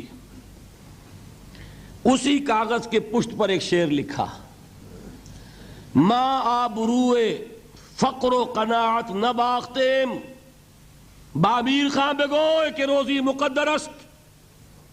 جاؤ میر خان سے کہہ دو، نواب ٹونک سے، ہماری روزی اللہ کے ہاں مقدر ہے، لکھی ہوئی ہے. ہم تمہارے ہاتھ اپنے فقر اور درویشی کی عزت بیچنا نہیں چاہتے، لے جاؤ اپنا وثیقہ. کون تھے یہ؟ صاحب یقین. یقین پیدا کرے ناداں یقین سے ہاتھ آتی ہے، وہ درویشی کہ جس کے سامنے جھکتی ہے فغفوری. شہنشاہ ہند اذن باریابی چاہے اجازت نہ ملے، وہ یقین کی بات ہے. آپ سوچئے یقین پیدا ہو جائے تو کیا ہوگا. اس کی ایک شکل تو میں کل آپ کو دکھا چکا. توکل ہوگا، راضی برضا ہوں گے، خوف نہیں ہوگا، حزن نہیں ہوگا، ڈر کاہے کا؟ میرا محافظ میرا رب۔ اچھا اس نے ہی کوئی چیز میرے لیے لکھ دی ہے تو کون محافظ ہو سکتا ہے؟ اور اللہ سے بچانے والا کوئی ہے؟ اور ہم اللہ کی طرف سے مقرر کردہ کسی چیز سے بھاگیں گے کیا؟ وہ تو ہمارا محبوب ہے، محبوب کی رضا اسی میں ہے۔ حاضر ہیں ہم، نہ شبد نصیب دشمن کے شبد ہلاک تیغت، سری دوستہ سلامت کے تو خنجر آزمائی۔ بتائیے کوئی خوف ہوگا، کوئی حزن ہوگا؟ الا ان اولیاء اللہ لا خوف علیہم ولا هم یحزنون۔ یہ ہے معاملہ ایک۔ دوسرا معاملہ یہ، کیا دل میں یہ یقین ہو کہ اللہ ہے اور مجھے دیکھ رہا ہے اور مجھے اس کے حضور میں حاضر ہونا ہے؟ پھر بھی آپ شراب پی سکیں گے؟ بتائیے، دل میں یقین ہو کہ اللہ مجھے دیکھ رہا ہے، آپ زنا کر سکیں گے؟ چوری کر سکیں گے؟ یہ یقین زائل ہوگا کسی وجہ سے۔ اس یقین پر غفلت کے کوئی پردے پڑ جائیں گے تو گناہ ہو سکتا ہے۔ یقین موجود ہو تو گناہ نہیں ہو سکتا۔ منطقی بات ہے کہ نہیں؟ میں مثال سے اور سمجھا دوں۔ اگر چوراہے پر کانسٹیبل کھڑا ہے، آپ نے دیکھ لیا، ساتھ ہی آپ نے دیکھا ایک کونے میں موٹر سائیکل لے کر تیار سارجنٹ بھی کھڑا ہے، آپ کی گاڑی صحیح جگہ آ کے رک جائے گی نا، 1 انچ آگے نہیں بڑھے گی۔ اور اگر آپ نے دیکھا کہ چوراہا خالی ہے، کوئی دیکھنے والا ہے نہیں، تو اچھے اچھے بھی دائیں بائیں دیکھ کے نکل جاتے ہیں کہ نہیں؟ صحیح بات کیجئے۔ آدمی اپنے آپ کو دھوکہ دیتا ہے، بھئی یہ سارے ٹریفک رولز بچاؤ کے لیے ہے نا، تو دور دور تک کوئی ٹریفک نہیں ہے، خامخواہ کھڑا رہوں میں یہاں کائے کے لیے؟ لیکن دور دور تک کوئی ٹریفک نہ ہو لیکن سارجنٹ کھڑا ہو، پھر آپ پابندی کریں گے کہ نہیں؟ حالانکہ اس کی کیا حیثیت ہے، کیا اس کی تنخواہ، کیا اس کی حیثیت، کیا اس کی اتھارٹی، کتنی وہ سزا دلوا دے گا؟ اول تو پاکستان میں تو 2-4 روپے سے وہی معاملہ طے ہو جائے گا، اس سے زیادہ کی بات ہی نہیں۔ لیکن یہ کہ وہیں آپ کی گاڑی آ کر رک جاتی ہے۔ اگر یہ یقین ہو کہ اللہ ہے اور مجھے دیکھ رہا ہے تو کیا اس کا قانون توڑیں گے آپ؟ یقین والے ایمان کے ساتھ معصیت جمع نہیں ہو سکتی۔ قانونی ایمان کے ساتھ معصیت کے ڈھیر لگ سکتے ہیں، جیسے کہ ہمارے ہاں ہے لما تقولون ما لا تفعلون کبر مقتا عند اللہ ان تقولوا ما لا تفعلون۔ اے ایمان کے دعوے دارو، کیوں کہتے ہو جو کرتے نہیں ہو؟ اللہ کے غضب کو بھڑکانے والی ہے یہ بات کہ تم کہو جو کہ کرتے نہیں ہو۔ ہماری امت کی اکثریت کا حال یہی ہے کہ نہیں؟ یہ کیا بات ہے کہ قانونی ایمان ہے، اس کے ساتھ معصیت کے انبار ہیں۔ حقیقی ایمان ہو تو معصیت کا وجود ہو نہیں سکتا۔ اب اس پر حدیثیں سن لیجئے۔ نبی اکرم صلی اللہ علیہ وسلم نے ایک مرتبہ 3 دفعہ قسم کھائی، واللہ لا یؤمنو، واللہ لا یؤمنو، واللہ لا یؤمنو۔ خدا کی قسم وہ شخص مومن نہیں، خدا کی قسم وہ شخص مومن نہیں، خدا کی قسم وہ شخص مومن نہیں۔ واقعہ یہ ہے کہ ہم تصور نہیں کر سکتے کہ صحابہ کیسے لرز گئے ہوں گے، کانپ اٹھے ہوں گے۔ کون وہ بدبخت ہے، کون وہ شقی ہے جس کے بارے میں اللہ کے رسول 3 دفعہ قسم کھا کر فرما رہے ہیں کہ وہ صاحب ایمان نہیں؟ قیل من یا رسول اللہ، کسی نے ڈرتے ڈرتے پوچھا ہوگا اے اللہ کے رسول کس کے بارے میں ارشاد فرما رہے ہیں؟ اب جواب سنیے، الذی لا یامن جارہ بوائقہ، وہ شخص کے جس کی ایذا رسانی کی وجہ سے، جس کی بدخلقی کی وجہ سے اس کا پڑوسی امن میں نہیں ہے۔ یہ کوئی گناہ کبیرہ ہے؟ آپ کی فہرست میں تو گناہ ہی نہیں، کبیرہ کیا سوال، صغیرہ بھی نہیں۔ زیادہ آپ یہ کہیں گے کہ ذرا بد اخلاقی ہے، کج خلقی ہے، بس اچھا کردار کا معاملہ نہیں ہے، یہ کہیں گے، گناہ کی فہرست میں نہیں آئے گی بات، کبیرہ بہت بڑی شے ہے، لیکن اس پر اللہ کے رسول نے 3 دفعہ قسم کھائی، ایمان نہیں ہے، ہرگز نہیں ہے، خدا کی قسم نہیں۔ اب بتائیے ایمان اور عمل علیحدہ ہو جائیں گے کیا؟ یہ ہے مسئلہ جو امام بخاری کے سر پہ ہے۔ اور سنیے، فرمایا حضرت انس ابن مالک نے، یہ روایت جو میں نے آپ کو ابھی سنائی ہے یہ کوئی ایسی ویسی روایت نہیں ہے، متفق علیہ ہے، بخاری اور مسلم دونوں میں موجود، اس سے اونچا درجہ روایت کا ہے ہی نہیں۔ راوی کون؟ ابو ہریرہ رضی اللہ تعالی، ان کی والدہ لے کر حاضر ہو گئیں، یہ بچہ حضور آپ کی خدمت میں رہے گا، آپ کی خدمت کرے گا، آپ کے پاس رہے گا، ٹھیک ہے۔ وہ حضور کے خادم خاص ہیں، جیسے ذاتی کوئی ہوتا ہے معاملات میں مدد کرنے والا، خدمت کرنے والا، وہ ہیں انس ابن مالک۔ چونکہ ان کا تعارف ہو گیا ہے رضی اللہ تعالیٰ عنہ، تو ایک بات پہلے اور سنا دوں، جو بچہ اپنے اس بچپن سے لے کر 9 برس کی عمر تھی جب آئے حضور کے پاس، انتقال کے وقت عمر کتنی ہوگی؟ 19 برس، 10 برس حضور کی خدمت میں رہے۔ پہلے تو حضور کے اخلاق کی جو گواہی وہ دے رہا ہے وہ اس کی زبان سے سنیے کہ میں 10 برس حضور کی خدمت میں رہا، کسی بات پر ڈانٹنا تو کجا، حضور نے کبھی مجھ سے یہ بھی نہیں فرمایا کہ اے انس تم نے وہ کام کیوں نہیں کیا۔ یہ ہے ایک آقا کی حیثیت سے محمد الرسول اللہ صلی اللہ علیہ وسلم کا اخلاق۔ اگر نہیں کیا خود کر لیا، کوئی ڈانٹ ڈپٹ نہیں، حالانکہ بچے ہیں، بچوں کو ویسے بھی ڈانٹ ڈپٹ دیا جاتا ہے، لیکن نہیں۔ اب ان صحابی کی ایک گواہی سنیے، قلما خطبنا رسول اللہ صلی اللہ علیہ وسلم الا قال، فرماتے ہیں کہ شاذ ہی کبھی ایسا ہوا ہوگا کہ حضور نے کبھی خطبہ ارشاد فرمایا ہو اور اس میں یہ الفاظ نہ ہو۔ الفاظ سمجھ رہے؟ جب بھی خطبہ دیتے تھے آپ یہ الفاظ ضرور فرماتے تھے، شاذ کبھی رہ جائے تو رہ جائے، قلما خطبنا رسول اللہ صلی اللہ علیہ وسلم الا قال، کیا فرمایا؟ لا ایمان لمن لا امانت لہ ولا دین لمن لا عہد لہ، جس شخص میں امانت داری نہیں اس کا کوئی ایمان نہیں، جس میں ایفائے عہد نہیں اس کا کوئی دین نہیں۔ بنا پھرتا ہو وہ دیندار، بنا پھرتا ہو وہ صاحب ایمان اور امتی حضور کا، امانت داری نہیں تو ایمان نہیں، ایفائے عہد نہیں تو دین نہیں۔ کس کا فرمان ہے؟ کسی آج کے زمانے کے مفتی کی بات نہ سمجھ لیجئے گا کہ جس کو آسانی سے آپ چاہیں تو رد کر دیں، یہ محمد الرسول اللہ صلی اللہ علیہ وسلم کا فرمان۔ اور سنیے پھر ایک متفق علیہ روایت بخاری اور مسلم کی، راوی پھر کون ہے؟ ابو ہریرہ رضی اللہ تعالیٰ عنہ، فرماتے حضور نے ارشاد فرمایا لا یزنی الزانی حین یزنی وہو مومن ولا یسرق السارق حین یسرق وہو مومن ولا یشرب الخمر حین یشرب وہو مومن، کوئی زانی حالت ایمان میں زنا نہیں کرتا۔ کیسے ممکن ہے؟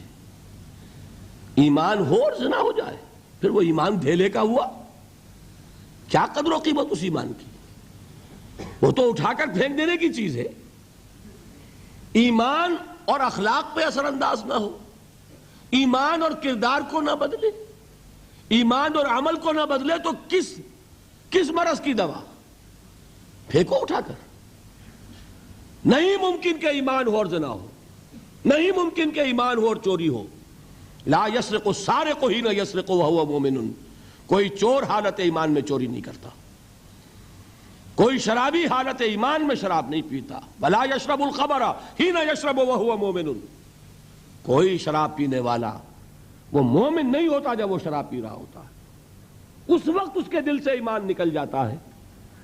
اب دیکھیے یہاں کیا میں نے کل بتایا تھا نا، مغالطے کیا ہو گئے؟ مغالطے یہ ہو گئے کہ اس کو سمجھ لیا قانونی بات، یہ قانونی بات نہیں ہے، وہ قانونی ایمان کی بات نہیں ہو رہی، یہ حقیقی ایمان کی بات ہو رہی۔ قانونی ایمان کی بات ہو تو یہ کافر ہو گیا، پھر کافر نہیں ہے۔ قانونی ایمان کا دار و مدار قول پر ہے، یہ وہ حقیقی ایمان ہے، قلبی یقین والا ایمان، اس کے بارے میں فرمایا جا رہا ہے۔ وہ دل سے نکل جاتا ہے تو گناہ ہو سکتا ہے۔ ایک اور حدیث میں حضور نے اس کو اور واضح کر دیا، جب کوئی شخص گناہ کرتا ہے تو ایمان اس کے دل سے نکل کر اور اس کے سر پر منڈلاتا ہے جیسے پرندہ ہو۔ اگر توبہ کرتا ہے تو واپس لوٹ آتا ہے، توبہ نہیں کرتا تو رخصت ہو جاتا ہے۔ بتائیے کوئی اشتباہ رہ گیا؟ لیکن خدا کے لیے دو انتہاؤں سے اپنے آپ کو بچائیے۔ ایک انتہا یہ کہ اس حدیث کی بنا پر آپ کافر قرار دے دیں۔ یہ غلطی کس سے ہوئی؟ کل بتایا تھا بھائی، کس سے؟ خوارج سے۔ خوارج سے یہی غلطی ہوئی۔ وہ فارسی کا ایک مصرع ہے کہ مردی و نامردی قدم فاصلہ دارد، یہ باریک جیسے بال کا سا فرق ہوتا ہے لیکن زمین و آسمان کے نتیجے نکل آتے ہیں۔ انہوں نے ایسی حدیثوں کی بنا پر یہ فیصلہ کر دیا، پھر اگر ایمان نہیں ہے تو کافر ہے۔ کتنا یہ آسانی سے نتیجہ نکل آیا، ایمان نہیں ہے تو کافر ہے۔ لا ایمان لمن لا امانت لہو، کوئی شخص امانت میں خیانت کرتا ہے تو اس میں ایمان نہیں ہے، ایمان نہیں ہے تو کافر ہے، کافر ہے تو مرتد ہے، مرتد ہے تو واجب القتل ہے۔ کہاں سے کہاں بات پہنچ گئی؟ بہت بڑی غلطی، بہت بڑی گمراہی۔ دوسری طرف ایک ہمارے ہاں اور انداز ہے کہ وہ جنت و دوزخ کے فیصلے اور قیامت کے اور آخرت کے فیصلے بھی قانونی اسلام کی بنیاد پر کرتے ہیں۔ انہیں یہ سمجھ لینا چاہیے یہ قانونی اسلام دنیا میں مفید ہے، آخرت میں وہ یقین والا ایمان ہوگا تو مفید ہوگا۔ یہ چیز ذہن سے نکل گئی، اور برا نہ مانیے یہ اہل سنت کے اکثر عوام کے ذہنوں سے یہ بات نکل گئی۔ وہ یہ سمجھتے ہیں ہمارے پاس سرٹیفکیٹ ہے، ہم مسلمان ہیں، مسلمان ہیں تو صاحب ایمان ہے، صاحب ایمان ہے تو جنت ہم پر واجب اور دوزخ ہم پر حرام۔ یہ آپ کے دل میں لکھا ہوا ہے کہ نہیں؟ جب دل میں یہ لکھا ہوا ہوگا تو پھر کرو گناہ، کیوں نہ کرو؟ کیوں حرام خوری نہ کرو؟ کیوں رشوتیں نہ لو؟ کیوں بددیانتی نہ کرو؟ جبکہ دوزخ تو آپ پر حرام ہے ہی ہے، آپ کو کوئی چیز نقصان پہنچا ہی نہیں سکتی۔ یہ مرجیہ کا عقیدہ تھا اصل میں، یہ دوسری انتہا تھی جو آج اہل سنت کے اکثر لوگوں کے دلوں میں بات بیٹھ گئی، عوام کے اندر، جہلا کے اندر۔ ان دونوں چیزوں سے بچیے۔ تیسری ایک غلطی کی اہل تشیع نے، انہوں نے کیا غلطی کی؟ ایمان اور اسلام کے فیصلے دنیا میں کرنے لگ گئے۔ فلاں مومن تھے، باقی سب مسلم ہی تھے، اور باقی سب منافق ہی تھے۔ یہ فیصلہ کرنے کا کسی کو اختیار نہیں۔ دنیا میں فیصلہ صرف یہ ہوگا کہ کافر تھا یا مسلمان، چھٹی۔ تیسری کیٹیگری آپ طے نہیں کر سکتے، اس لیے کہ قانونی اصطلاحات یہی دو ہیں۔ سمجھ لیجئے ان باتوں کو، مجھے کوئی دھواں دھار تقریر نہیں کرنی، بات سمجھانی ہے۔ دیکھیے قانونی سطح پر انسانوں کی تقسیمیں ہوں گی صرف دو، یا مسلم یا غیر مسلم، یہ ہے قانونی تقسیم۔ اب جو مسلم ہے وہ مومن بھی ہو سکتا ہے، وہ منافق بھی ہو سکتا ہے، بات سمجھ رہے؟ لیکن منافق کوئی قانونی اینٹی نہیں ہے۔ دنیا میں ہم کسی کو منافق نہیں کہہ سکتے، ہاں حضور کہہ سکتے تھے، حضور کو اللہ نے علم دیا تھا، لیکن حضور نے بھی ایسی پہرے داری کی ہے کہ کسی ایک شخص کے بارے میں بھی نہیں فرمایا کہ یہ منافق ہے۔ یہاں تک کہ جس کے بارے میں علم نشرہ ہو چکا تھا، عبداللہ ابن ابی، اس کی بھی نماز جنازہ پڑھا دی کہ نہیں پڑھا دی؟ نماز جنازہ کافر کی پڑھی جاتی ہے یا مسلمان کی؟ اس کا مطلب ہے عبداللہ ابن ابی کو بھی حضور نے آخری وقت تک مسلمان تسلیم کیا. منافق جو بھی ہے وہ اپنے اندر ہے، اللہ کے ہاں جا کر کھلے گا. فار آل لیگل پرپزز اے منافق از اے مسلم.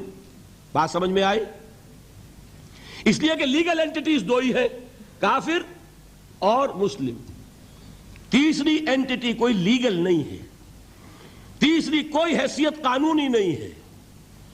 اب ایک جو مسلم ہے وہ مومن بھی ہو سکتا ہے، منافق بھی ہو سکتا ہے. اس کا فیصلہ کہاں ہوگا؟ اللہ کے ہاں. ویسے حقیقت نفاق پر مجھے تفصیلی گفتگو کرنی ہے، میں اس کے مسائل اور وہاں اس وقت واضح کروں گا. اس وقت ایک بات اور نوٹ کر لیں. دیکھیے اب یہ جن لوگوں نے کچھ الجبرا پڑھا، جیومیٹری پڑھی تھوڑی سی بھی، ان کی سمجھ میں بات آئے گی. کچھ گراف بنایا کرتے تھے، زیرو درمیان میں اور رائٹ سائڈ پہ +1 +2 +3 +4 اور لیفٹ پر -1 -2 -3 -4. درمیان میں کیا ہے؟ زیرو. یہ تیسری شکل بھی ممکن ہے. +1 کیا ہے؟ ایمان کا پہلا درجہ. +2 کیا ہے؟ ایمان کا دوسرا درجہ. +3 کیا ہوگا؟ ایمان کا اور درجہ. اور ابو بکر کا مقام کیا ہوگا؟ +انفینٹی. انتہائی درجے میں وہ پلس ہوتا چلا جائے گا تو وہ ابو بکر کا ایمان ہوگا. ٹھیک ہے. اور -1 نفاق کا پہلا درجہ، -2 -3 اور انفینٹی عبداللہ ابن ابی رئیس المنافقین. سمجھ میں آ گیا؟ درمیان میں زیرو بھی تو ہے کہ نہیں؟ یہ تیسری شکل ممکن ہے.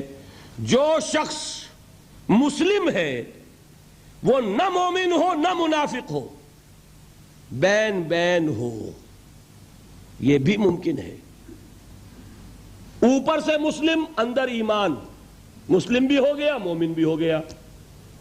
اوپر سے مسلم، اندر منافق، مسلم بھی ہو گیا منافق بھی ہو گیا.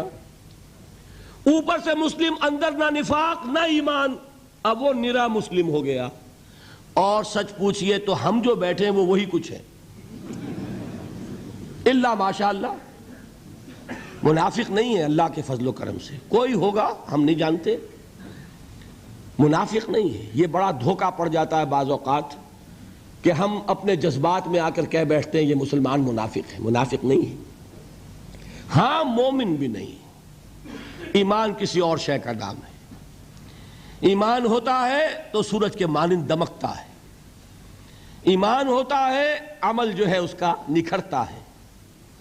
ایمان ہوتا ہے تو توکل، راضی برضائے رب، اطاعت رب، اتباع رسول، نیکی بھلائی اخلاق، یہ ہے ایمان.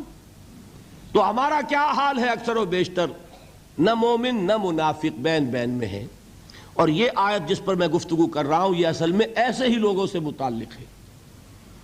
قالت الاعراب آمنا قل لم تؤمنوا، پلس کا انکار ہو گیا نا، ایمان تو نہیں ہے تمہارے اندر. ولیکن قولوا اسلمنا، درمیان میں آ گئے.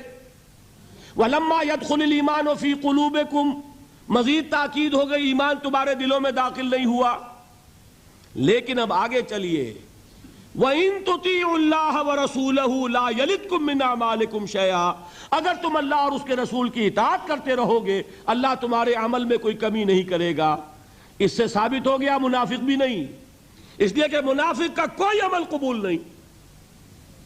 منافق تو وہ مائنس ویلیو ہے، اس کے ساتھ کوئی نیکی قبول ہو نہیں سکتی. کیا عبداللہ ابن ابی کی نمازیں قبول ہوئیں؟ اگرچہ وہ نماز حضور کی امامت میں ادا کی جا رہی ہے، لیکن کیا اس کی نماز قبول ہو سکتی تھی؟ وہ آپ کو یاد ہوگا واقعہ، جب مرا ہے وہ شخص رئیس المنافقین عبداللہ ابن ابی، اس کے بیٹے ہیں عبداللہ ابن ابی، وہ مومن صادق، نوجوان نہایت صالح. اب ایک سعادت مند بیٹے کو تو باپ سے محبت ہوگی کہ نہیں ہوگی؟ وہ بیٹا حاضر ہوتا ہے حضور کی خدمت میں، حضور میرے والد کا انتقال ہو گیا، آپ اپنا کرتا عنایت فرما دیجئے تاکہ میں اس کو کفن دوں. حضور نے سوچا اور کرتا اتار کے دے دی. حضرت عمر کھڑے ہو گئے. وہ تو تھے نا، ان کا جلال اور ضبط نہیں کر سکتے تھے. ان کا وہ انداز تھا جو حضرت موسیٰ کا تھا. حضرت خضر کو 3 دفعہ ٹوکا کہ نہیں، یہ کیا کیا تم نے؟ بغیر کسی جرم کے اس بچے کو ختم کر دیا.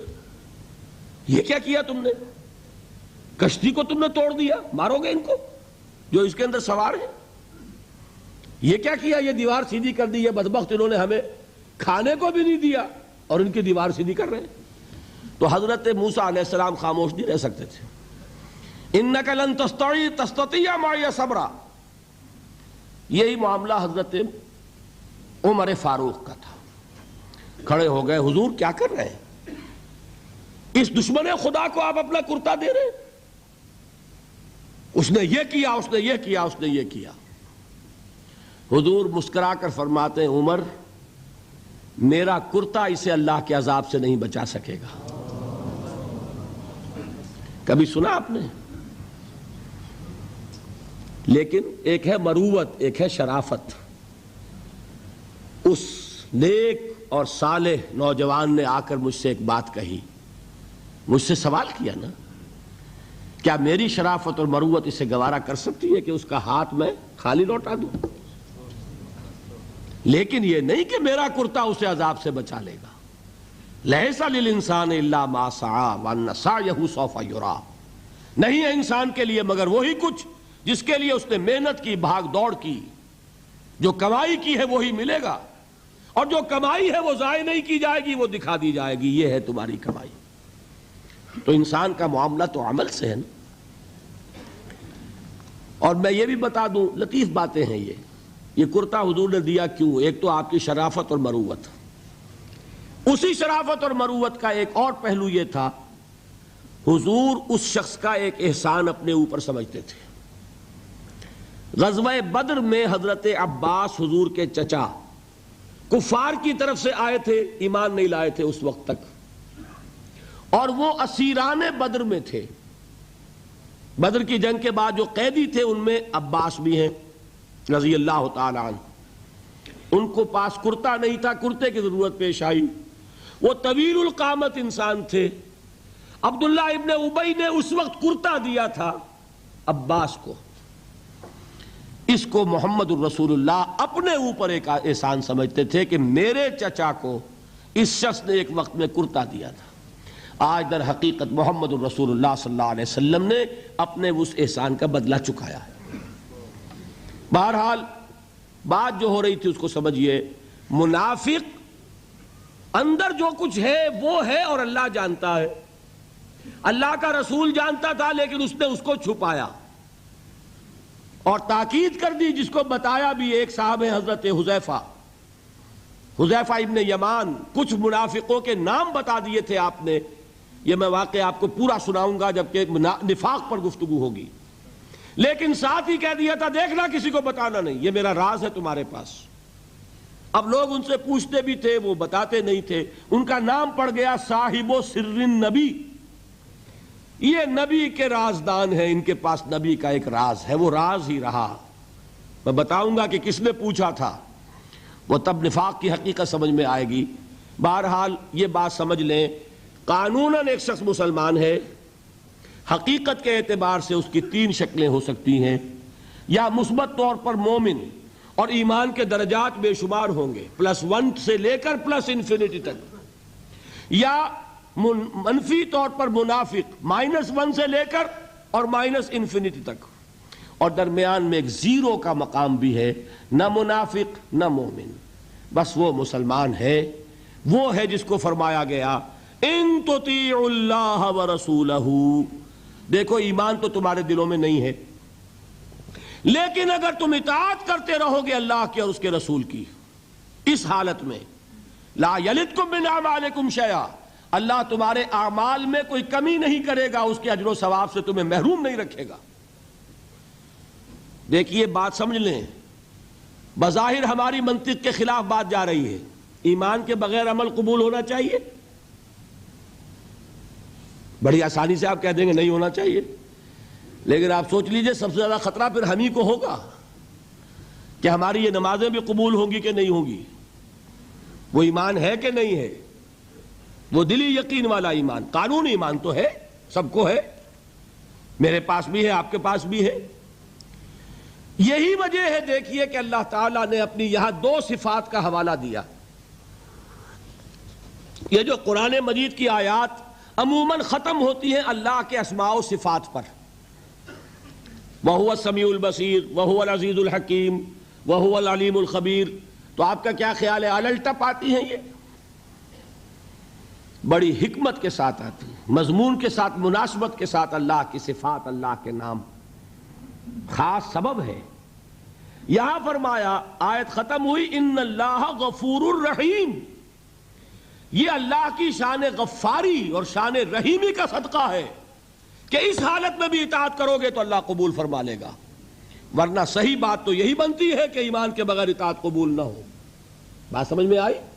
یہ رعایت دی جا رہی ہے تمہیں کہ اگرچہ تمہارے دلوں میں ایمان داخل نہیں ہوا، تاحال لم تؤمنوا، تم ہرگز مومن نہیں کہہ سکتے اپنے آپ کو صرف مسلمان کہہ سکتے ہو، لیکن اگر اس حال میں بھی اطاعت کرتے رہو گے تو اللہ تعالیٰ تمہارے اعمال کے اجر و ثواب کو روکے گا نہیں، کیوں؟ وہ غفور ہے، وہ رحیم ہے۔ قالت الاعراب آمنا قل لم تؤمنوا ولكن قولوا اسلمنا ولما يدخل الايمان في قلوبكم وان تطيعوا الله ورسوله لا يلدكم من اعمالكم شيئا ان الله غفور رحيم۔ منطقی بات یہ بنتی جب تک مثبت طور پر ایمان دل میں نہ ہو کوئی عمل قبول نہ ہو، لیکن اللہ غفور ہے، اللہ رحیم ہے، اس کی شان غفاری کا صدقہ ہے، اس کی شان رحیمی کے طفیل یہ رعایت کی جا رہی ہے۔ اس حال میں بھی اطاعت کرتے رہو گے تو اللہ تعالیٰ تمہارے اجر و ثواب کو ضائع نہیں کرے گا۔ اب ذرا ایک بات اس میں سمجھ لیجئے، وہ کون لوگ تھے جن کے بارے میں یہ بات کہی گئی؟ نمبر ایک، اور ہم اپنے اوپر غور کریں کہ ہم کس کیٹیگری میں ہیں، اور یہ کتنی بڑی نوید جافزہ ہے ہمارے لیے اللہ کا یہ وعدہ کہ اگر ایمان نہ ہو تب بھی اطاعت کرو گے تو قبول کر لیں گے، لیکن اس کے لیے ایک نوٹ آف کوشن بھی ہے، ایک تنبیہ بھی ہے۔ یہ چار باتیں سمجھ لیں تب اس آیت کا درس مکمل ہوگا۔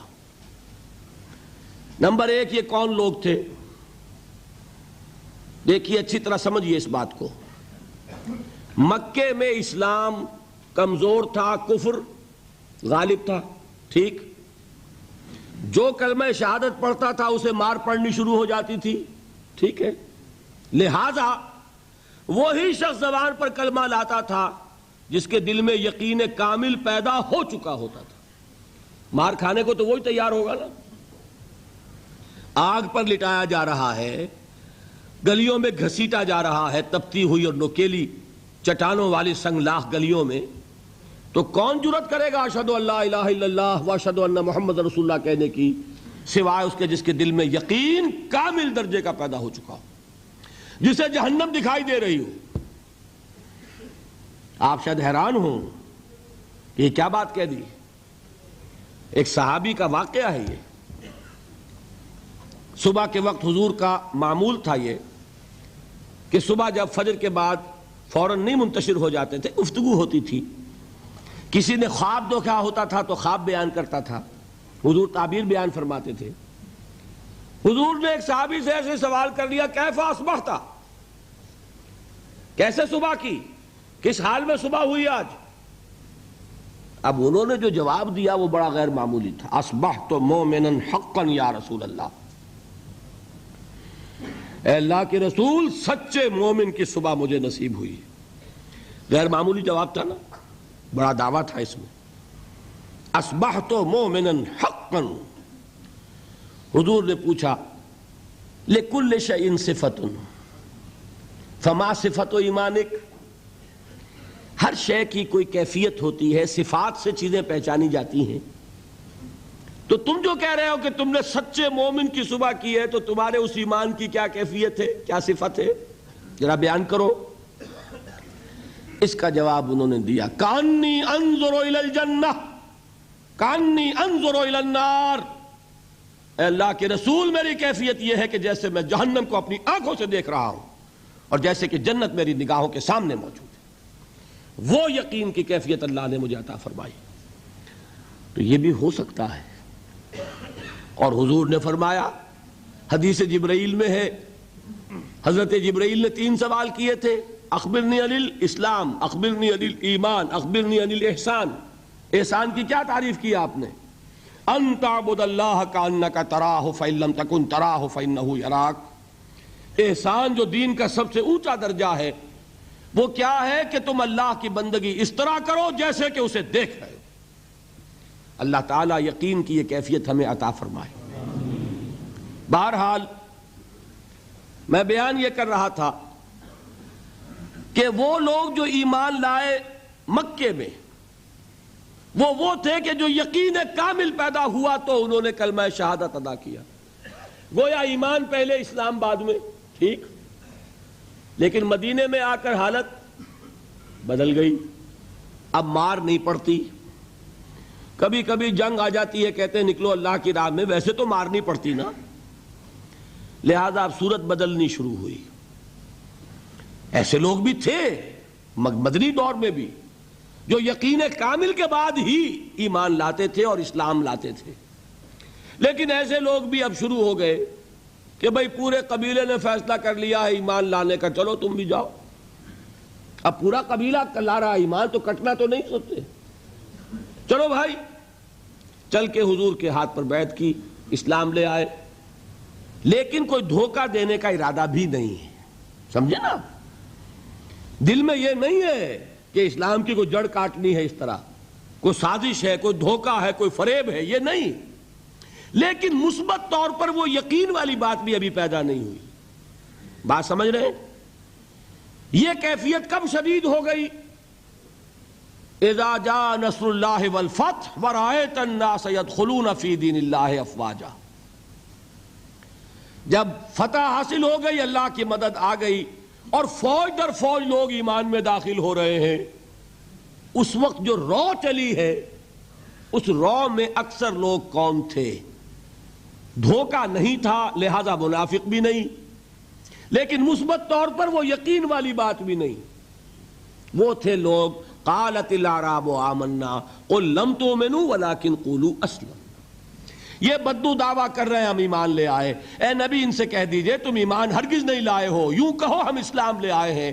ولما يدخل الایمان فی قلوبکم، اور ایمان ابھی تمہارے دلوں میں داخل نہیں ہوا، لیکن ہم اپنی شان غفاری اور شان رحیمی کے طفیل تم سے یہ رعایت کر رہے ہیں، اگر اطاعت کرتے رہو گے اللہ اور اس کے رسول کی تو تمہارے اعمال میں کوئی کمی نہیں ہوگی.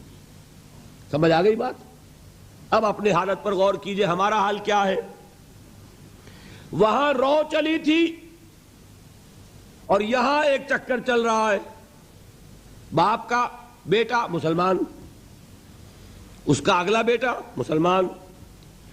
وہ جو میں نے کہا تھا ہم مسلمان کیوں ہیں؟ By accident of birth. ہم سوچ کر ایمان لائیں کیا؟ ہم نے خود غور و فکر کے بعد ایمان قبول کیا ہے. اللہ جس سے توفیق دے دے. ہو سکتا ہے، اب بھی ہو سکتا ہے. سوچئے، غور کیجئے، تفکر کیجئے، شعوری طور پر ایمان لائیے، وہ ایمان اور ہوگا. اب تک ہم میں سے اکثر کا حال کیا ہے کہ صرف ایک چکر ہے نسلی، نسلاً بعد نسل اسلام آ گیا.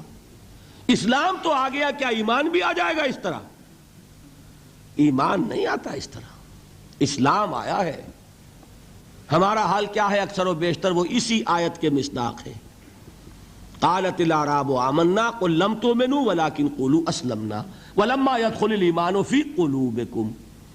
تو بتائیے ہمارے لیے کتنی بڑی نوید ہے یہ، کتنی بڑی خوشخبری ہے یہ کہ اللہ نے یہ وعدہ کر لیا ہے. اگر بات یہ ہوگی کہ جب تک ایمان نہیں ہوگی نہ نماز قبول نہ روزہ قبول، تو ہمارا کوئی مقام پھر تھا؟ اللہ نے کتنی بڑی اپنی رحمت فرمائی، کتنا فضل فرمایا. اس حالت میں بھی اطاعت کرو گے تو اللہ تمہارے اعمال کا اجر و ثواب عطا کر دے گا. اب چوتھی چیز، نوٹ آف کوشن، یہ اطاعت ہونی چاہیے کلی اطاعت، جزوی نہیں. جزوی اطاعت نہیں. اللہ کے 10 احکام ہیں، 5 آپ نے مان لیے، 5 آپ نے ٹھوکر مار دیے. کیا کہیں گے اسے؟ یہ اطاعت ہے؟ سمجھ لیجئے یہ جزوی اطاعت نہیں. اس پر تو اللہ کا غضب بھڑکتا ہے. افتؤمنون ببعض الکتاب وتکفرون ببعض، کیا تم ہماری شریعت، ہماری کتاب، ہمارے قانون، اس کے کچھ حصے کو مانتے اور کچھ کو نہیں مانتے؟ فما جزاء من يفعل ذلك منكم الا خزي في الحياة الدنيا ويوم القيامة يردون الى اشد العذاب. جو کوئی بھی یہ طرز عمل اختیار کرے گا اس کی سزا اس کے سوا اور کچھ نہیں ہے کہ دنیا میں انہیں ذلیل و خوار کر دیا جائے اور قیامت کے دن شدید ترین عذاب میں جھونک دیا جائے. وَمَا اللَّهُ بِغَافِلٍ عَمَّا تَعْمَلُونَ، اور اللہ غافل اور بے خبر نہیں ہے تمہارے کرتوتوں سے. He knows you through and through. وہ جانتا ہے، وہ تو تمہاری نیتوں کو جانتا ہے.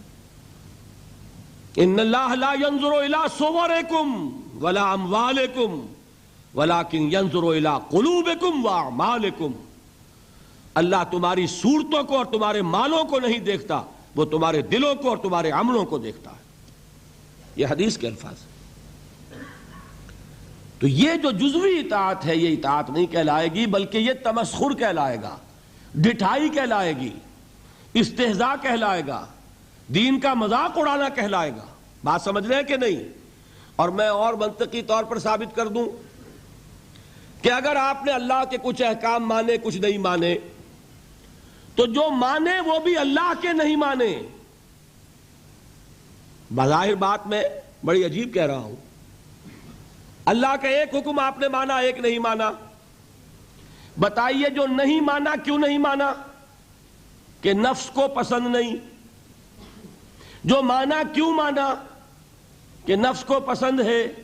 دونوں حالتوں میں کس کی بات مانی؟ نفس کی. اگر اللہ کی بات ماننی تھی تو پھر تو وہ بات بھی اللہ کی ہے. جب آپ نے اللہ کی ایک بات رد کر دی کیوں؟ کہ نفس کو پسند نہیں. اور جو مانی تو اس لیے مانی کہ نفس نے ویٹو ہے، اوکے کر دیا، ٹھیک ہے. تو اصل آپ کا افسر کون ہوا؟ نفس یا اللہ؟ اللہ کا حکم ہوتا تو جو حکم ہے وہ ماننا پڑے گا. معلوم ہوا کہ آپ نے ویٹو دیا ہوا ہے نفس کو، تو جس کے پاس ویٹو اسی کی اطاعت. بظاہر آپ اللہ کا حکم مان رہے، حقیقت میں اپنے نفس کا حکم مان رہے. اللہ کہ آپ کی اطاعت کلی ہو، جو اللہ کا حکم سر تسلیم خم. ہاں یہ ہو سکتا ہے وقتی طور پر کوئی خطا ہو جائے، جذبات کی رو میں آپ بہہ گئے، غلطی ہو گئی. ایسا جب بھی ہوتا ہے فوراً توبہ کرتا ہے انسان. جذبات کا معاملہ ہوتا ہے جیسے کہ طوفان آتا ہے پہاڑی علاقے میں. میدانی علاقے میں سیلاب آئے گا تو آہستہ آہستہ آتا ہے اور آہستہ آہستہ اترتا بھی ہے. پہاڑی علاقے میں سیلاب آتا ہے تو طوفانی شکل میں آتا ہے، فوراً ختم بھی ہو جاتا ہے نا. ایسا جذبات کا معاملہ یہ ہوتا ہے. طوفان کی طرح جذبات چڑھے، اس وقت آپ سے غلطی ہو گئی، فوراً اتر جائے گا طوفان اور آپ پچھتائیں گے کہ میں کیا کر بیٹھا. فوراً رجوع کریں گے، فوراً توبہ کریں گے. ایسے شخص کی توبہ کو قبول کرنا اللہ نے اپنے ذمے قرار دیا ہے. انما التوبۃ علی اللہ للذین یعملون السوء بجہالۃ ثم یتوبون من قریب. اللہ تعالیٰ کے ذمے ہے اپنے ایسے بندے کی توبہ قبول کرنا جو کہیں جہالت میں، نادانی میں، جذبات کی رو میں بہ کر غلط کام کر بیٹھتا ہے لیکن فوراً ہی توبہ کرتا ہے. البتہ جان بوجھ کر آپ نے کولڈ ریزننگ، جیسے آپ کہتے ہیں نا کولڈ بلڈڈ مرڈر، ایک ہے جذبات میں آ کے کسی کو قتل کر دیا. آپ کا کوئی ارادہ نہیں تھا، آپ جا رہے تھے، جاتے ہوئے آپ کا کنگا لگ گیا کسی کو، وہ اللہ کا بندہ ایسا غسیل نکلا اس نے ماں کی گالی دے دی آپ کو، آپ کا چڑھ گیا پارا اور آپ نے جو اس کے ایک رسید کیا مر گیا. تو کیا آپ کا ارادہ تھا اس کو قتل کرنے کا؟ نہیں تھا. جیسے حضرت موسیٰ نے قبطی کے ایک گھوسا مارا، فَوَقَذَهُ مُوسَىٰ فَقَضَىٰ عَلَيْهِ، وہ ایک گھونسے میں ختم ہو گیا۔ کیا موسیٰ کا ارادہ قتل کا تھا؟ نہیں۔ یہ اور 6 ہے اور ایک ہے آپ گھر سے ہی چلے ہیں، آج مجھے اس کی جان لینی ہے، پستول لے کر چلے، سنبھال کر چلے، گولیاں گن کر چلے اور تاک میں رہے کہاں موقع ملتا اور آپ نے مارا۔ اس کو کہتے ہیں کولڈ بلڈڈ مرڈر۔ اسی طریقے سے ایک گناہ وہ ہے جو سوچ سمجھ کر ہوتا ہے۔ وہ گناہ کون سا ہوتا ہے؟ اجی کیا کریں، کام نہیں چلتا، سودی کاروبار تو کرنا ہی ہے۔ یہ جذباتی بات ہے؟ نہیں، یہ آپ کی سوچی سمجھی رائے ہے۔ روکھی سوکھی نہیں کھانی بھائی، کھانے پراٹھے ہی ہیں، لہذا سودی کاروبار کیے بغیر چارہ نہیں۔ یہ تو سوچی سمجھی بات ہے بھائی۔ یہ ہے وہ گناہ، یہ ایک گناہ بھی آپ کی پوری نیکی کو ختم کر دے۔ فما جزاء من يفعل ذلك منكم الا خزي في الحياة الدنيا ويوم القيامة يردون الى اشد العذاب۔ اہل علم کی توجہ کے لیے عرض کر رہا ہوں، یہ مفہوم ہے اس آیت کا، بلا من کسب سیئۃ واحاطت به خطیئته فاولئک اصحاب النار هم فیہا خالدون۔ جان بوجھ کر بڑا گناہ مستقل طور پر اپنی زندگی میں اس کو قائم کر لینا، وہ ایک چیز بھی، ایک مچھلی سارے تالاب کو گندا کر دے گی۔ بات سمجھ میں آ گئی؟ 4 چیزیں بتائیں۔ یہ آیت کن کے بارے میں نازل ہوئی؟ وہ تھے، ہم پر 100% منطبق ہوتی ہے۔ اللہ کا بڑا فضل ہے کہ اس حال میں بھی اس نے اطاعت کو قبول کرنے کا وعدہ کیا، لیکن یہ اطاعت کلی ہوگی، جزوی نہیں۔ 4 باتیں یاد رہیں گی۔ اب آئیے ایک بات اور بیان کر کے آج کا بیان ختم کر دوں گا۔ ابھی تو وہ امام بخاری اور امام ابو حنیفہ رحمہم اللہ کی بات کا ایک حصہ مکمل ہوا نا۔ الایمان قول نہیں، الایمان قول و عمل۔ جو وہ بات کہہ رہے ہیں وہ قانونی ایمان ہے جس کی بنیاد پر اسلام یا کفر کا فیصلہ ہوگا۔ جو وہ بات فرما رہے ہیں وہ حقیقی ایمان ہے جس کی بنیاد پر آخرت میں فیصلے ہوں گے۔ یہ بھی 100% صحیح، یہ بھی 100% صحیح۔ دونوں چیزیں جڑ گئیں کہ نہیں؟ دوسرا حصہ کیا تھا؟ امام ابو حنیفہ کیا فرماتے رحمت اللہ علیہ؟ لا یزید ولا ینقص۔ ایمان ایک جامد شے ہے، نہ گھٹتی ہے نہ بڑھتی ہے۔ امام بخاری رحمت اللہ علیہ کیا فرماتے؟ یزید و ینقص، نہیں، بڑھتی بھی ہے گھٹتی بھی ہے۔ پھر وہی بعد المشرقین، اس کا کیا ہوگا؟ How to reconcile these 2 statements? یہ بھی 100% درست، یہ بھی اور یہ بھی۔ دیکھیے قانونی ایمان کا حاصل کیا ہے؟ A legal status in this world.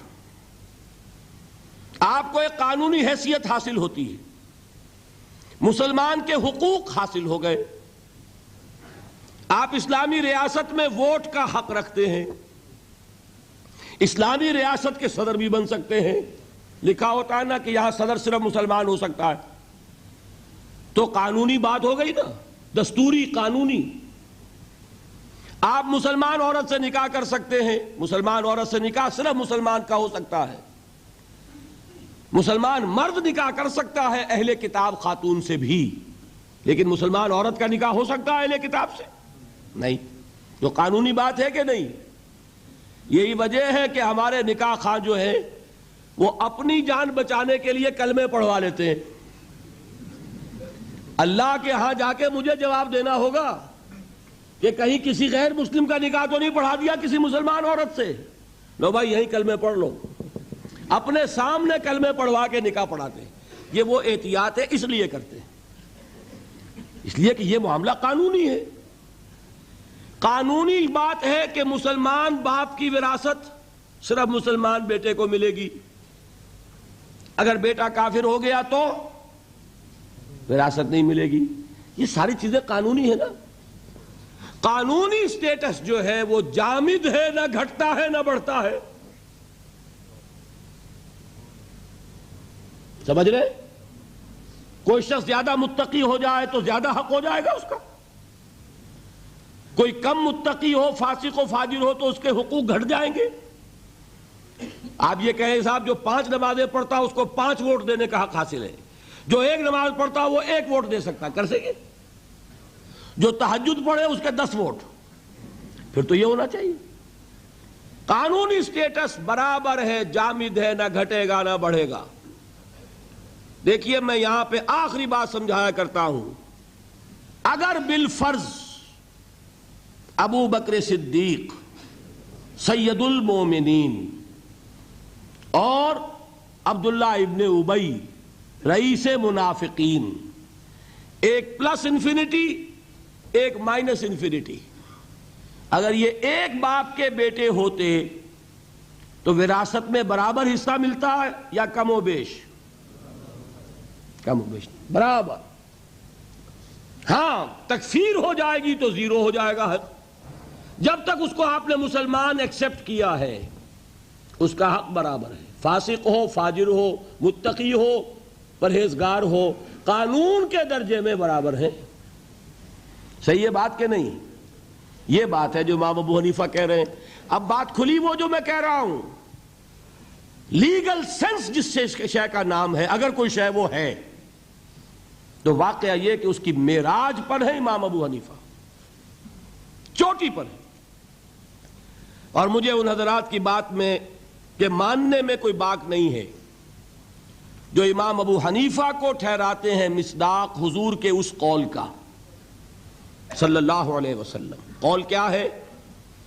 جب سورہ جمعہ کی آیت اتری کہ محمد کی بعثت ہوئی ہے 2 قسم کے لوگوں کی طرف صلی اللہ علیہ وسلم. پہلے کون؟ بعث فی الامیین، اور دوسرے کون؟ وآخرین منہم لما یلحقوا بہم. ایک امیین ایک آخرین. کسی نے سوال کیا حضور یہ آخرین کون ہیں جن کی طرف آپ کی بعثت ہوئی؟ بیٹھے ہوئے تھے وہاں سلمان فارسی رضی اللہ تعالی عنہ. حضور نے اشارہ کر دیا اس کی قوم. حکمت اگر ثریا پر بھی ہوگی تو اس کی قوم کا ایک فرد لے آئے گا. ایک فرد یا کوئی فرد، دونوں ترجمے ہو سکیں گے. اگر حکمت، وزڈم، دانائی، تفقہ ثریا پر بھی ہوگی تو اس کی قوم کا ایک شخص یا کوئی شخص لے آئے گا. اس کو عام طور پر جو حنفی حضرات ہیں وہ منطبق کرتے ہیں امام ابو حنیفہ پر. وہ ایرانی النسل تھے، حضرت سلمان فارسی کے مانند، عرب نہیں تھے. باقی تینوں ائمہ عرب ہیں نسل کے اعتبار سے، امام مالک بھی، امام شافعی بھی، امام احمد ابن حنبل بھی. لیکن امام ابو حنیفہ ایرانی النسل. حضور نے سلمان فارسی کی طرف اشارہ کر کے کہا یہ آخرین میں سے ہیں، اور ان کا مقام کیا ہے کہ حکمت اگر ثریا پر بھی ہوگی تو اس شخص کی قوم کا کوئی شخص لے آئے گا. اور یہی منطبق کیا جاتا ہے امام ابو حنیفہ پر. میں یہ سمجھتا ہوں کہ واقعتاً جو گہرا قانونی فہم اللہ تعالیٰ نے عطا فرمایا امام ابو حنیفہ کو، مجھے اس کا کوئی پیرلل نظر نہیں آتا. بہرحال یہ مفہوم معین ہو گیا لا یزید ولا ینقص کا. قانونی ایمان نہ گھٹتا ہے نہ بڑھتا ہے، برابر رہتا ہے. اس لیے کہ اس کے نتیجے میں قانونی سٹیٹس حاصل ہوتا ہے، لیگل سٹیٹس حاصل ہوتا ہے، قانونی حقوق حاصل ہوتے ہیں. یہ حقوق جامد ہیں، نہ گھٹیں گے نہ بڑھیں گے. اس کے برعکس وہ ایمان حقیقی، کون شخص کہہ سکتا ہے کہ وہ گھٹتا نہیں اور بڑھتا نہیں؟ کوئی کہہ سکتا؟ قرآن کہہ رہا ہو زادتہم ایمانا و تسلیما وما زادہم الا ایمانا و تسلیما لیزدادوا ایمانا مع ایمانہم، تاکہ اضافہ ہو ان کے ایمانوں میں اور ایمان کا. غزوہ احزاب میں جو لوگ ثابت قدم رہے وما زادتہم الا ایمانا و تسلیما، ان کے اس صبر نے، ثبات نے، استقلال نے ان کے ایمان اور ان کی تسلیم و رضا کی کیفیت میں اضافہ کر دیا. تو ایمان کا اضافہ یہ تو قرآن سے ثابت، اور آپ کا تجربہ نہیں ہے. کسی صاحب یقین کے پاس بیٹھیں اگر صحبت میں کچھ لمحے تو آپ کو اپنے اندر بھی کچھ حرارت بڑھتی نظر آئے گی کہ نہیں ایمان کی. حضور نے فرمایا کون ہے اللہ کے ولی، کون ہے دوست اللہ کے؟ اذا رؤوا ذکر اللہ، جب انہیں دیکھا جائے اللہ یاد آ جائے. ایسے لوگ ہیں، ان کی صحبت میں بیٹھیں گے، دین کی طرف لگن بڑھے گی، دین کا جذبہ بڑھے گا. یہ کیا ہے؟ یہ ایمان ہے. اور آوارہ اور بدقماش اور فحش گو اور لطیفہ گو اور یاوہ گو قسم کے لوگوں کے پاس بیٹھیں گے، ایمان گھٹے گا کہ نہیں؟ سیدھی بات ہے. قرآن پڑھیں گے ایمان بڑھے گا، فحش ناول پڑھیں گے ایمان گھٹے گا. یہ ایمان تو وہ شے ہے. دیکھیے قلب کو کہتے ہی قلب اس لیے ہے، اسے کسی حالت پر قرار ہی نہیں. قلب کے کیا معنی؟ بدلنا. قلب ماہیت، کیفیت بدل گئی، انقلاب، نظام بدل جانا. یہ قلب جو ہے یہ ٹکتا ہی نہیں. اس کے لیے تو فرمایا جو ہے اقبال نے شعر کہ ثبات ایک تغیر کو ہے زمانے میں، سکون محال ہے قدرت کے کارخانے میں. یہ بات 100% درست ہے تو دل کے لیے صحیح ہے. آپ کے جسم کے ہر حصے کے لیے آرام ہے، لیکن دل کے لیے آرام؟ دل کے لیے آرام کا مطلب موت. چند منٹ کا آرام کرے گا تو چھٹی. آپ کا دماغ آرام کرتا ہے، آپ کے گردے آرام کرتے ہیں، آپ کا معدہ آرام کرتا ہے، ہر جسم کے عضو کے لیے آرام ہے. آپ کا دماغ آرام کرتا ہے جب تک کہ آپ خواب نہیں دیکھ رہے. جب آپ سوئے ہوئے خواب دیکھ رہے ہوں، اب صرف جسم آرام کر رہا ہے، دماغ آرام نہیں کر رہا. اس نے چکی پیسنی شروع کر دی ہے اپنی، اس لیے کہ اسے جتنا آرام چاہیے تھا وہ لے چکا. اب خواہ آپ پڑے ہوئے، آپ پڑے رہے، وہ اپنا کام شروع کر دے گا. تو دماغ جو ہے وہ بھی آرام چاہتا ہے. آپ کے اعضاء کو، آپ کے مسلز کو، ہر شے کو آرام کی ضرورت ہے سوائے دل کے. اس لیے کہ دل کے آرام کا مطلب موت. اس کو چین نہیں، اس کو قرار نہیں. یہ گھٹے گا یا بڑھے گا، ادھر جائے گا یا ادھر جائے گا. اور جو قلبی ایمان ہے اسے کیسے قرار ہو جائے گا؟ وہ یا گھٹے گا یا بڑھے گا. ہر لحظہ یا بڑھ رہا ہے یا گھٹ رہا ہے. اسی لیے حضور نے فرمایا جس شخص کے 2 دن برابر ہو گئے وہ بڑے گھاٹے میں رہا. آج جتنا ایمان ہے کل بھی اتنا ہی رہا تو گھاٹا ہو گیا نا. اس لیے کہ یہ دن اللہ نے جو اور دیا تھا اس لیے دیا تھا کہ اور ایمان بڑھتا. نہیں بڑھا تو یہ نہیں کہیں گے کہ نفع نہیں ہوا، نہیں نقصان ہو گیا. یہ دن تو ضائع ہوا نا. اس دن میں جو اضافہ ہونا چاہیے تھا وہ اضافہ نہیں ہوا. یہ دن جو ضائع گیا یہ گھاٹا ہے. جس شخص کے 2 دن مساوی ہیں وہ گھاٹے میں ہے. والعصر ان الانسان لفی خسر. غافل تجھے گھڑیال یہ دیتا ہے منادی، گردوں نے گھڑی عمر کی ایک اور گھٹا دی. تو یہ بات کہ 100% درست یہ قول بھی کہ الایمان قول لا یزید ولا ینقص، اور یہ قول بھی کہ الایمان قول وعمل ویزید وینقص. یہ معاملہ قانونی ایمان کا جس کی بنیاد پر دنیا میں کسی کو مسلمان مانا جائے گا، یہ معاملہ حقیقی ایمان کا جس کی بنیاد پر وہاں فیصلے ہوں گے. اس معاملے میں اس سطح پر ایمان اور عمل صالح یوں جڑ جاتے ہیں. یہ ایک وحدت جس کو آپ کہتے ہیں آرگینک ہول، حیاتیاتی وحدت جس کے حصے بکھرے نہیں ہو سکتے. ایمان اور عمل صالح یوں ہے. یہی وجہ ہے قرآن میں ایک جگہ مجھے بتا دیجئے کہ جہاں ایمان، مجرد ایمان کا ذکر آیا ہو، عمل صالح کا نہ ہو. والتین والزیتون وطور سینین وہذا البلد الامین لقد خلقنا الانسان فی احسن تقویم الا الذین آمنوا وعملوا الصالحات والعصر ان الانسان لفی خسر الا الذین آمنوا وعملوا الصالحات وتواصوا بالحق وتواصوا بالصبر. ایک نقطہ اور بیان کر دوں. دیکھیے یہ جو سورۃ العصر اور سورۃ التین کا تقابل میں نے کیا تھا، ایک پر انذار ایک پر تبشیر کا رنگ غالب بتایا تھا نا. اب یہاں یہ بات سمجھ لیجئے، تواصی بالحق بھی ایک عمل ہے.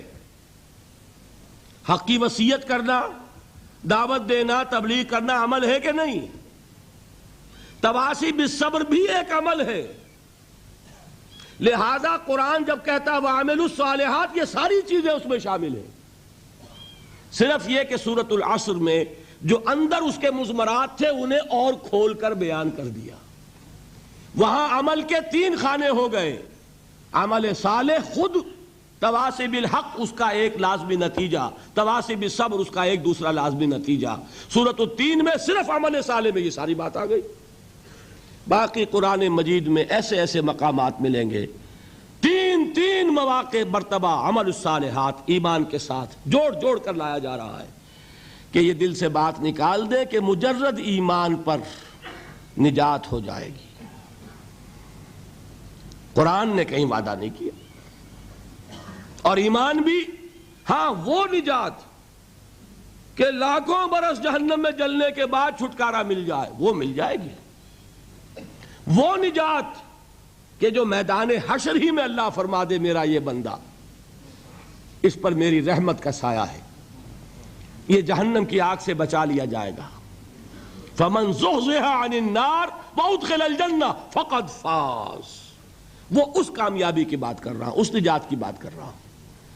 وہ نجات صرف ایمان سے نہیں ہے، وہ عمل صالح کے ساتھ ہے. اس کی شرط لازم ہے، لازم و ملزوم ہے، اس کو جدا نہیں کر سکتے، جس کے لیے میں نے آج احادیث بھی بیان کر دیں.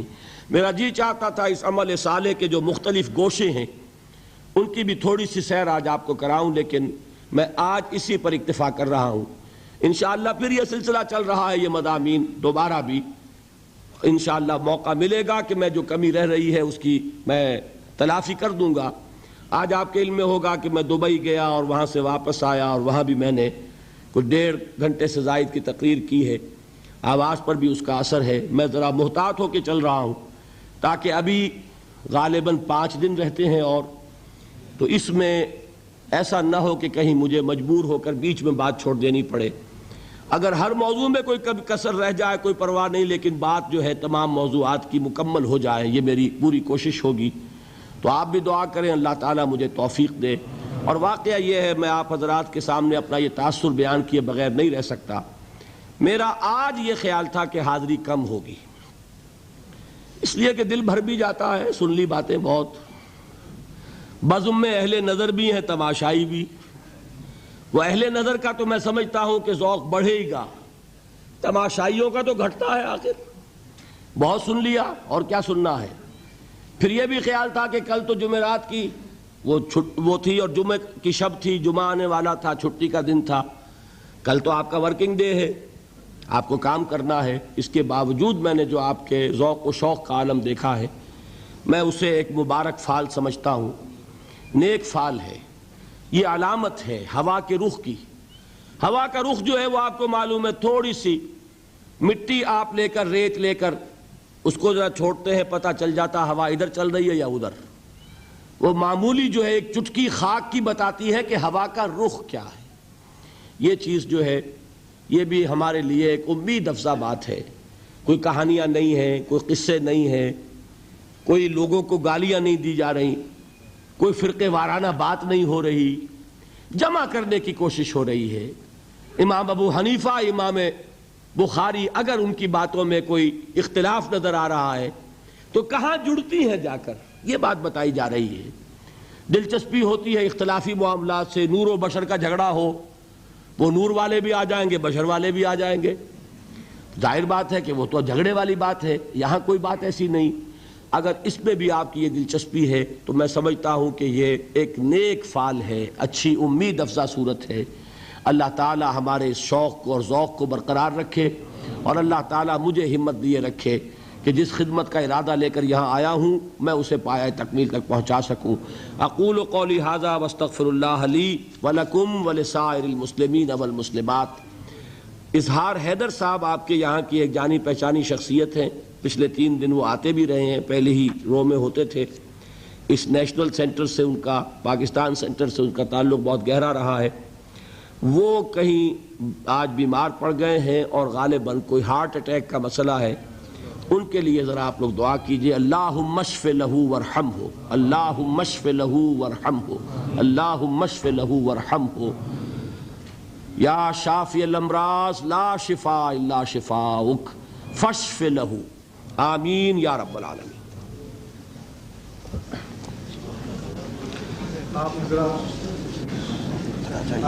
جیسا کہ پہلے 3 دنوں تک اتنی خاموشی سے بیٹھے رہے ہیں، آپ کو بتا لیجیے کہ پھر چند نماز کے لیے بیٹھے ذرا۔ جیسا کہ ہم نے آج سے 3 دن قبل اعلان کیا ہے سوال جواب کے متعلق، سوال جواب کا جو سیشن ہوگا انشاءاللہ تعالیٰ وہ جمعرات ہوگا۔ اول تو ایسی باتیں جو کہ ابھی آپ کے ذہن میں کچھ ابھر رہی ہیں، اس کا اللہ کی طرف سے ڈاکٹر صاحب اس کو جو ہے ایکسپلین کر رہے ہیں، اور انشاءاللہ تعالیٰ وہ چیز باقی نہیں رہے گی۔ لیکن پھر بھی اگر آپ کو کسی قسم کی کوئی بھی سوال کی ضرورت محسوس کرتے ہو آپ، تو انشاءاللہ تعالیٰ جمعرات کو جو ہے سوال